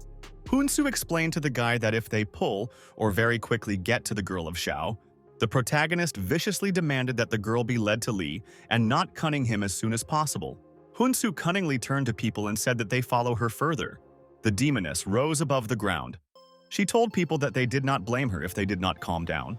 Xiao at that time was in the valley near 2 stone monuments. The girl stood near 2 stone monuments. She asked one of them forgiveness. The girl extended her hand and wanted to take the blade from the hand of a stone warrior. She said in displeasure that the sword was very stuck. She will not be able to get him on her own. She stood near a stone monument. She told herself to herself that she would need to wait for the arrival of the saint and Gu. The girl suddenly heard from afar as if someone called her by name. Xiao looked in surprise to the side and said that it was the voice of her familiar brother of the mentor. The girl turned around and began to loudly shout to her brother to the mentor that she was in this place. At this time, whether it appeared in the sky, he slowly went down to land in front of the girl. Li stood opposite the girlfriend. The girl joyfully told him that she defeated the demon. A girlfriend, as if nothing had happened, asked Li, "Where's the saint and Gu is now?" The warrior very viciously asked the interlocutor, "Where did she go the last time?" Li looked at his girlfriend with a demonic gaze and said that he was glad to find her. Xiao pointed out in a joyful voice at the sword and said that this is exactly what the saint asked them to find. The blade is the treasure of the heavenly palace. The girl pointed to a friend to the monument. She said that he could try to pull out the sword. Xiao slyly asked a friend, "Is everything all right with Guelichian?" The warrior very strongly and viciously got angry when he heard about Gube Cheni. Xiao was very scared. She began to sharply move back from the guy. Li viciously asked the girl, "Why does she utter the name of the guy?" He told her that Gu is an accomplice of the demon clan. Li, in an evil voice, accused her girlfriend that she fell under the technique of charm. Xiao was very scared. She viciously demanded that the guy let go of her hand. Li reached for a long tongue to the girl and viciously told her that he wants to dispel the illusion. Xiao was very scared. She began to scream so that the Gua was saving her as soon as possible. Li grabbed the girl with his hands. He told her in a demonic voice that he would free her very soon. The girl scaredly turned away. She continued to call the protagonist. Suddenly, someone ran up on the side and hit the warrior on the head. Li, after a very powerful and strong blow, flew to the side. Li did not have time to defend himself from a strong blow and fell from height to the ground. The warrior fell unconscious to the ground, and a blow was heard from the fall of the body. The main character approached the frightened girl. He asked her if she was scared. Xiao looked at the guy with admiration and immediately called him by name. A frightened girl ran to the main character and grabbed his hands. The saint and demoness came up from the side. Together, they silently looked at the protagonist and his girlfriend. Zhuan thought displeased to herself that she could now be in the arms of the protagonist. The saint did not understand why she thought about it. If everything was just that, then Xiaoqian would suffer from the demon. She, with excitement, thought to herself that if the guy had returned and saved her, he would definitely be upset. The saint looked at the back at the protagonist. She understood that she could not upset the guy. Hunsu patted her hands and said that she was touched by such a banal plot. Xiao turned around and shouted to the main character to be more careful. She saw in front of her heavenly girl from the demon clan. Ji Yu cunningly turned around and told her girlfriend that she would not be so worried. The protagonist explained to his girlfriend that the demoness no longer poses any threat to them. Hunsu approached the stone monuments. She said that Maimo Zhu and Jian Yun, the demoness, looked at the stone warriors and said that they both died in the Great War. She said in a surprised voice that the monuments in the hands of the Ring of the God of Demons and the Yunyan Sword. The saint said in surprise that after many years no one could find these warriors. Ji Yu told his companions that they could take the treasures and end. The demoness thought for a while and smiled very slyly to herself. Hunsu asked the guy if he could survive and how did he think to take the treasure. At this time, a warrior ran up from the side and angrily called the protagonist. Whether announced by a demonic voice promised the guy that he would burn him to the throat, Li stood and held a huge sword in his hands. He shouted that Gyu is a demon and all his companions are also demons. The warrior cried out angry to his friends that they all should die. Li very viciously turned to the side and swung widely with his sword. The main character, along with his girlfriends, stood and prepared to fight off the guy's attack. Gu and the girls were scared. They noticed how fire was selected on them on the ground.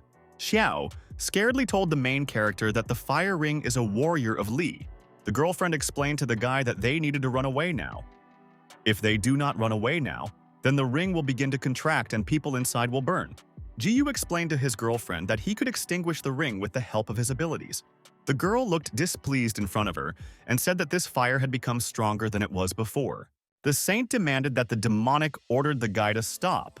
Hunsu reminded the interlocutor that she is a demon and would not obey her orders. The demoness approached the main character and asked if she was right in this situation. The main character bowed to the demoness and asked her to help. The main character looked at the demoness and reminded her of the promise. He never refused his words. Hunsu smiled slyly and said that the ring of the god demon would necessarily go to her. The demoness looked at the protagonist and asked if he promised anything else for her. Gyu, with excitement, remembered that he promised that he would fight the girl someday in the future. The demoness laughed very viciously. She looked angrily at the protagonist. Hunsu told the guy that there are many beautiful girls around him. He could have forgotten about it. Gyu looked at the demoness. He reminded her to himself that they should fight only in the future. Hunsu carefully looked at the guy and demanded that he stop. Li is very angry. He began to scream to himself about the mistress. His body was covered with fire. The fighter fell to the ground. He continued to repeat the words about the mistress to himself. Li looked in front of him in a surprised look and very frightenedly asked who he was. Xiao asked the protagonist, "Why does the warrior have his whole body radiate demonic qi?" The protagonist explained to the interlocutor that he used some forbidden method to increase strength. Jiyu explained to his companion that he had been replying and turned into a demon. Xiao shouted in a frightened voice that the warrior used the pill of devouring the soul. The saint went to the girl and asked what she knew about the pill. Xiao told friends that she met Li on the black market a year ago. The girl said that the seller told them that the pill should be used in a place where there are a lot of demonic qi. As a result, the pill can temporarily increase combat power. The saint thoughtfully said that in this world there are no things that increase combat power. Xiao told friends that the side effect of the pill consists in the loss of reason. After that, you can move on an obsessed thought. The girl said that when Li bought a magical medicine, he said that he did not want this thing to bring a confusion to the world. Jiyu looked at the warrior and said viciously that he himself took a pill. After that, he attacked them. Hunsu looked angrily at the warrior and said that not only the elixir played her role, the demoness said that Li has very deep and bad thoughts. Otherwise, she would not be able to turn him so easily into a demon. She said in a frightened voice that the sect of Fechen takes geniuses only on the basis of talent and the level of cultivation. That's to this and brought the training of the monster.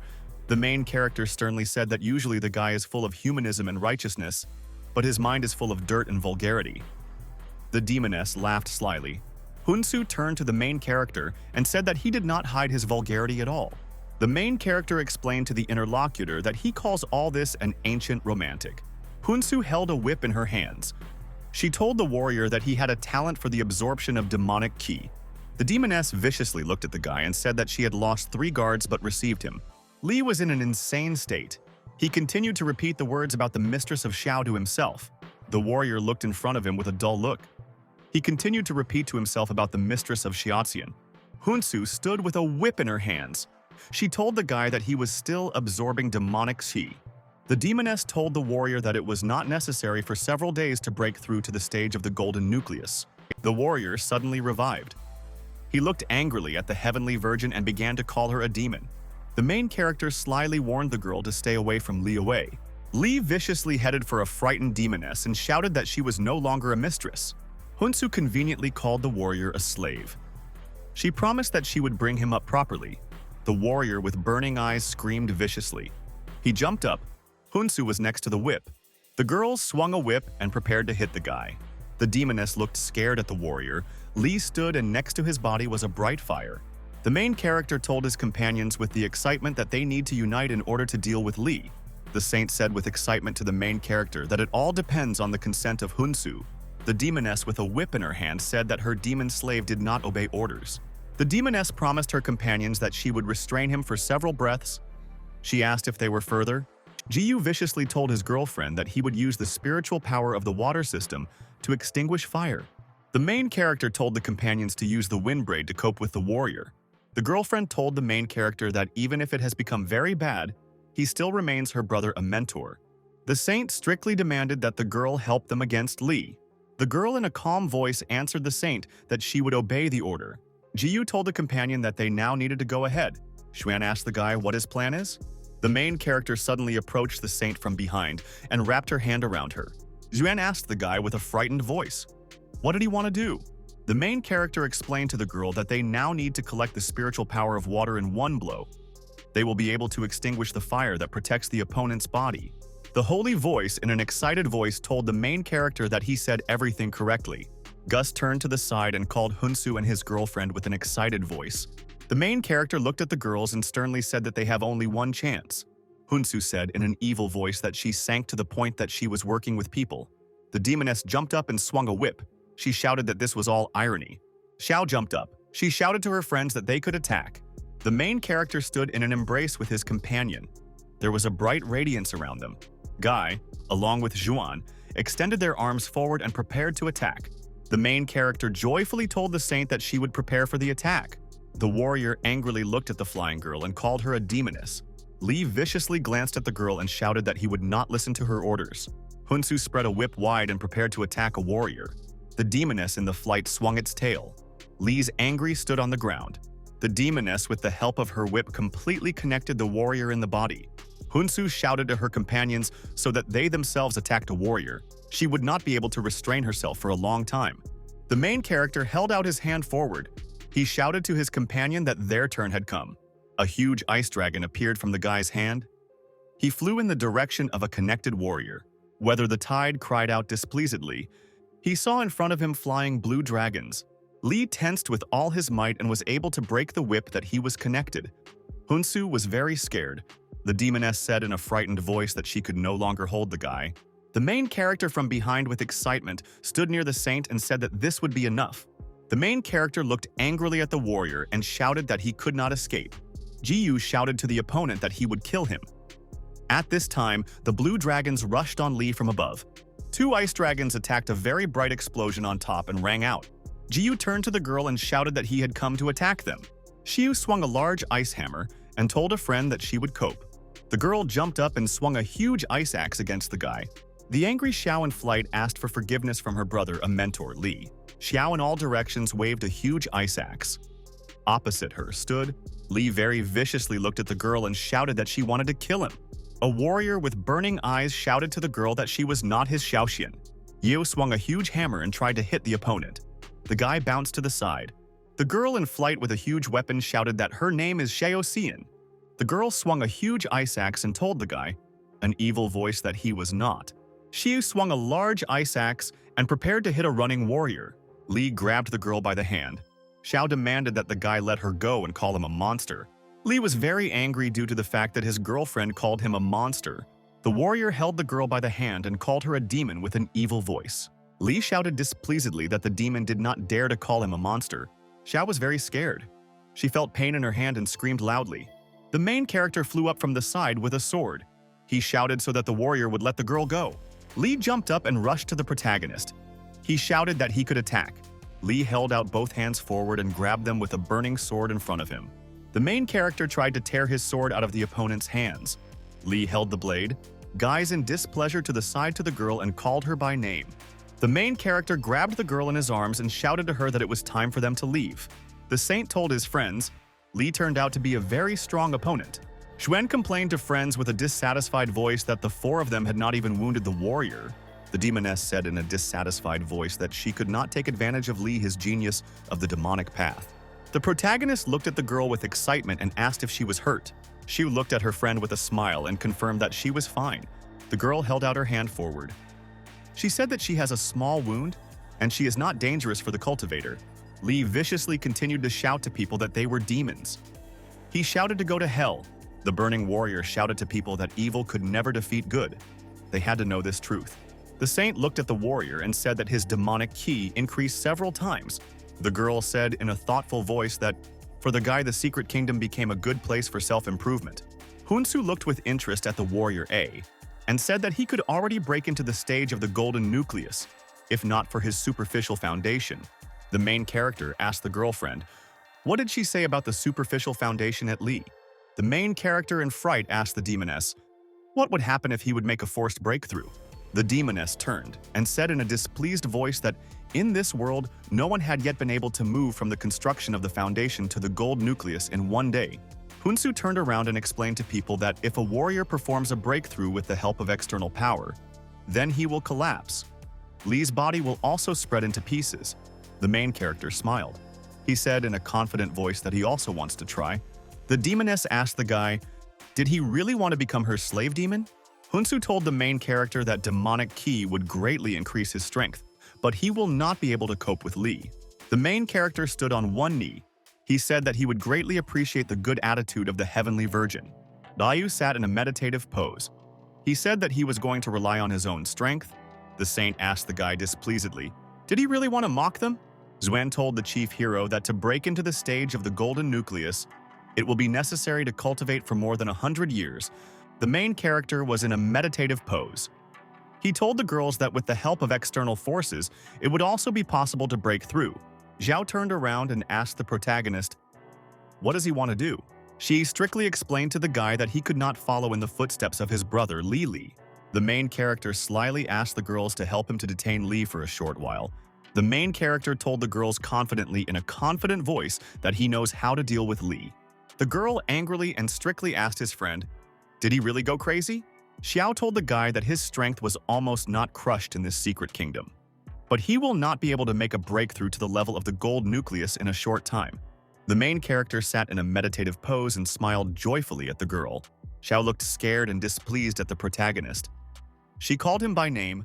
The demoness looked at the guy and said that he had found a way to break through. Hunsu with a smile told the girls that they can help the guy pull the time. The saint with excitement asked her friend, did she really think that GU could take a breakthrough in such a short time? Hunsu explained to the interlocutor that the main character is largely superior to both of them. Xiao told the saint on the side that she still had not seen this. Xiao with excitement explained to the interlocutor that their spiritual power has not yet been exhausted. Therefore, they must trust the guy Gu. Suddenly, a burning warrior appeared on the side. He was heading for the girls. The warrior shouted to the girls an evil voice that they still did not run away. Li grindedly screamed to people that they were ready to allow him to burn their sins with fire. The saint turned around and looked fearfully at the suitable warrior. She told friends that their spiritual power was already exhausted. Zhuan looked at the burning demonic warrior and said that it would be very difficult to restrain him. The demoness said in a cunning voice that they can only count on Xiao. Xiao was very surprised. She turned and asked at the demoness, are they really counting on her now? The girl in a frightened voice told her companions that her spiritual power was also almost exhausted. She said that she now has a spiritual root of the wind against the fiery older brother. She will not be able to cope. Hunsu cunningly glanced at the interlocutor and asked her to simply detain the guy. The demoness held out her hand abruptly and grabbed the girl by the clothes. Hunsu abruptly sniffed the frightened girl with her hand forward. Xiao turned around and asked displeasedly with the demoness, what was she doing? Hunsu looked at the girl and said that she learned this technique from her brother. The demoness very viciously asked the saint if she agreed. Hunsu cunningly told the saint that she had already experienced all this on herself. The saint viciously shouted to the girls to speak less and prepare for the attack. The burning warrior with excitement looked at the girl Xiao Qian and called her by name. Li looked at the girl in love and continued to repeat her name. The fighter abruptly broke off and ran forward. He jumped straight to the girl. Hunsu turned displeasedly and looked at the guy. She said that he looks even more alarming than before. The demoness told the girl not to worry. She grabbed her hands by the whip. Hunsu held a whip in her hands. She told the guy that they were driven by desires. The demoness waved a whip and said that her illusions would work for a warrior. The girl waved a whip and wrapped it on a large stump in the forest. She shouted that it would give a short time. Hunsu, with the help of a powerful blow of the whip, clasped the stump and prepared to tear it out. The demoness pulled the whip to the side and pulled out the stump from the ground. She shouted to the running warrior to catch his sister. Li stopped in the field. He was surprised to look at the stump flying in front of him in the air. The warrior stood and silently looked at the stump. He seemed to him a girl. Li saw a flying girlfriend of Xiao in front of him. He joyfully called her. The guy ran close to the flying Folan. He took him for a girl and called him by name. Li grabbed the log in his hands and pressed him to him. He began to kiss him from above. The saint looked at the guy with Poland on the side and said that his evil intentions were very deep. Xiao with excitement told her girlfriend that she did not know how much her illusion is enough. Li bent down and wrapped around the tree with his hands. He joyfully called him by name. Li inadequate pressed against the log and tried to kiss it. The saint looked at the warrior and said that all this is very disgusting. Xiao scaredly covered his face with his hand. She did not understand what the older brother Li was thinking about. The demoness looked at the guy with Poland and said that all this is the technique of paired cultivation. The log fell to the ground. The guy continued to cling to him. Li joyfully looked at the burning piece of wood and continued to call him by name. The log continued to burn and glowing chips flew away from it. The warrior frightened his hands in front of him and shouted to the girl so that she would not leave. Li is very angry. He shouted to the girl that he still had not finished. The warrior looked in front of him and saw the girl. He joyfully said that Xiaoxin did not leave. The demoness turned and looked at the guy. She said that he had already left the illusion. The warrior got angry. He called a girl by name in a very loud voice. The guy at full speed rushed forward after his girlfriend and shouted so that she would not leave. The warrior ran forward at full speed. Around him there were flames. Li stopped abruptly. He turned to the side and noticed that someone was there. The main character turned around and told 3 girls that they worked well. Jiyu smiled cunningly to his friends and said that they would leave everything else for him. The saint asked the guy why did he call everyone 3 wives. She smiled joyfully for the protagonist and called him by name. A girlfriend asked a friend, how did he reach the stage of crystallization of his spiritual energy? The main character joyfully squeezed his hand into a fist. He said that he needed to rest a bit. After that, he will be able to reach the second entry. Jiyu reminded himself that he could not tell the girls that he used the register hundreds of wives to free spiritual energy. The demoness said thoughtfully to the guy that he could not resist Lee Jilin. Hunsu looked at the warrior and said with excitement that he had become much stronger than he was before. Gu looked at the evil warrior. He reminded himself that he has a double spiritual root and water element. The saint told his companions that before the absolute power of the properties and elements did not determine the outcome of the battle. Xuan angrily told friends that even if they unite, they would not break the opponent's fiery shield. Gyu extended his hand in front of him, and a small radiance appeared above it. He said with a smile that he had spent time to transform his spiritual energy into the element of the wind. The saint angrily asked the main character, does he really not understand what is mutual enrichment and mutual destruction of the elements? The demoness told the guy that the wind and fire are the ratio of mutual assistance, and the power of the wind would only strengthen the fire. The main character answered the girl that all this is usually so. There was a bright radiance around him. Gyu stood, and around him was a very bright glow. He shouted that he was not an ordinary person. The saint was very scared. She shouted to the main character to stop. The girl warned the guy that using the power of wind against the opponent, this would be the same as pour oils into the fire. The main character screamed very loudly. He prepared to attack the opponent with the help of magic. Jiyu swung and launched a large purple vortex against his rival. The protagonist attacked the opponent using a bunch of bright energy. The main character stood, and around him there were very strong and bright twists. Lee stood in a stream of energy. He noticed the protagonist in front of him and called him displeasedly. The warrior was very unhappy due to the fact that he again saw a Gyu. Lee accused the protagonist of making Xiao go astray and follow the path of demons. The saint told the main character that the spiritual power of the elements of the wind could not cope with the elements of fire. The storm only incites the fire. Xiao viciously asked a friend, would all this really work? Gu directed his hands forward. The demoness could not understand what was happening in front of her now. Hunsu looked at the guy and thought that he should have a plan now. The demoness looked at the protagonist and thought that he should have something that they did not know about. Lee stood surrounded by fire. He menacingly called the protagonist by name. The warrior rose in the fire above the ground up. He shouted to his opponent that all this would not help him to hold him. The girls felt that around it became very hot. The demoness sighed with fear. Hunsu realized that with a hurricane, Lee began to absorb demonic energy even faster. The demoness from behind looked with interest at the protagonist. She did not understand what he was planning. The warrior with burning eyes laughed and called the protagonist by name. Lee extended his hand forward and shouted to his opponent to feel the heat of righteousness. Lee with burning eyes angrily threatened the main character that he would burn him. The warrior shouted to the opponent that he would burn him like an insect. He launched a large bunch of fire.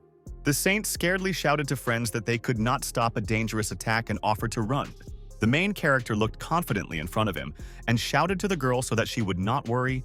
Gyu stood, and around him was a bright green glow. A huge pillar of fire raced at him. The main character held out his hand to the side and, with the help of green lightning, stopped the flying fire. The large fireball surrounded by green lightning headed to the side. People were scared at her all this. The main character, along with his girlfriends, looked with surprise how a large fire flew far to the side. Jiu joyfully looked at his girlfriends and said that they could always trust him. A huge pillar of fire flew across the sky and approached the stone statues. The fire hit the statue on a grand scale, and a very bright explosion rang out. After a powerful explosion, the fire scattered through the forest. The statues were destroyed. The main character, along with the girls, looked in surprise at the stones on the ground. The saint said that the remains of the ancient soldiers were destroyed. Huang told friends that the attack was very powerful. She asked if the ring of the god demon was damaged. A warrior appeared from the side and laughed very viciously. He called the protagonist. Lee hung in the air surrounded by fire. He asked the protagonist, is he really capable of such miserable tricks? A big ball appeared over the head of the warrior. He threatened that he would simply explode the whole secret kingdom. Lee held a sparkling ball above his head. He viciously told the main character that he would look, how he would try to escape. Lee shouted very loudly and swung his hands. He prepared to start the ball. An angry guy shouted to his rivals that they would all die now. The saint scaredly said that the warrior had a large demonic key. She was afraid that she would decide to launch the ball. The saint scaredly shouted that this blow from Lee would turn the whole secret kingdom into a huge bead. The demoness frightenedly said that she was afraid, or something had already broken to the golden nucleus. The main character thoughtfully told the demoness that all this is very beautiful. The demoness asked the guy with fright, "What did he say?" Ji-yu answered the interlocutor. Lee did not disappoint him. Hunsu strictly pointed a finger at the protagonist and accused him of helping to make a breakthrough for Lee. A girlfriend with excitement told the main character so that he would immediately stop. The saint warned the guy that they could all die because of him. Xiao scaredly called the protagonist by name. The guy stood and held his hands in front of him. Ji-yu looked into the sky in front of him. He told the girls that they had already won. Lee hung in the sky and held a luminous ball over his head. He was very scared. The warrior's hands near a bright ball began to burn, pour, and crack. Lee was very surprised. He did not understand how this could be possible. The warrior scaredly looked at his hands and did not understand what happened to them. Lee viciously shouted aside to the main character so that he fought honestly with him. Gu looked displeased at the opponent and asked how he could talk about honesty. The main character slyly explained to the warrior that he helped him to maximize the power of his pill. The saint did not understand what was happening. She said that she stopped her attack. The girl looked at the warrior and said that he looked very suffering. Hunsu explained to herself that the protagonist from the very beginning was so conceived. Gu was very happy. He smiled and said that Hunsu understood him perfectly. The protagonist turned to the girls and said that the three of them would give him spiritual energy. The demoness stopped. She wrapped her head and looked at the protagonist. The demoness laid her hands behind the guy's back and touched him. Hunsu laid her hands on the guy's back and demanded that he would not disappoint her. The saint went to the guy and viciously asked what he was generally plotting with the demoness. She told the guy that she absolutely does not matter what he was planning now. The girlfriend approached the main character on the side and said that she believes him. Hunsu held her hands on the guy's back. She told the girl to hurry. One power of the GU may not be enough. The saint was very surprised when she heard such words from the demoness. The saint looked at the protagonist and thought, what to do at this stage? Xuan glanced on the side of the protagonist and realized that she needed to believe in him. The warrior hung in the air surrounded by flame. He viciously shouted to people on Earth to stop them. All three girls laid their hands on the back of the main character. Lee felt that he was getting worse. He screamed very loudly. The saint glanced at the warrior and scaredly asked what happened to him. Lee continued to fly through the air. Around him was a red and green flame. There was a very strong explosion. The body scattered into pieces. After that, the sky cleared.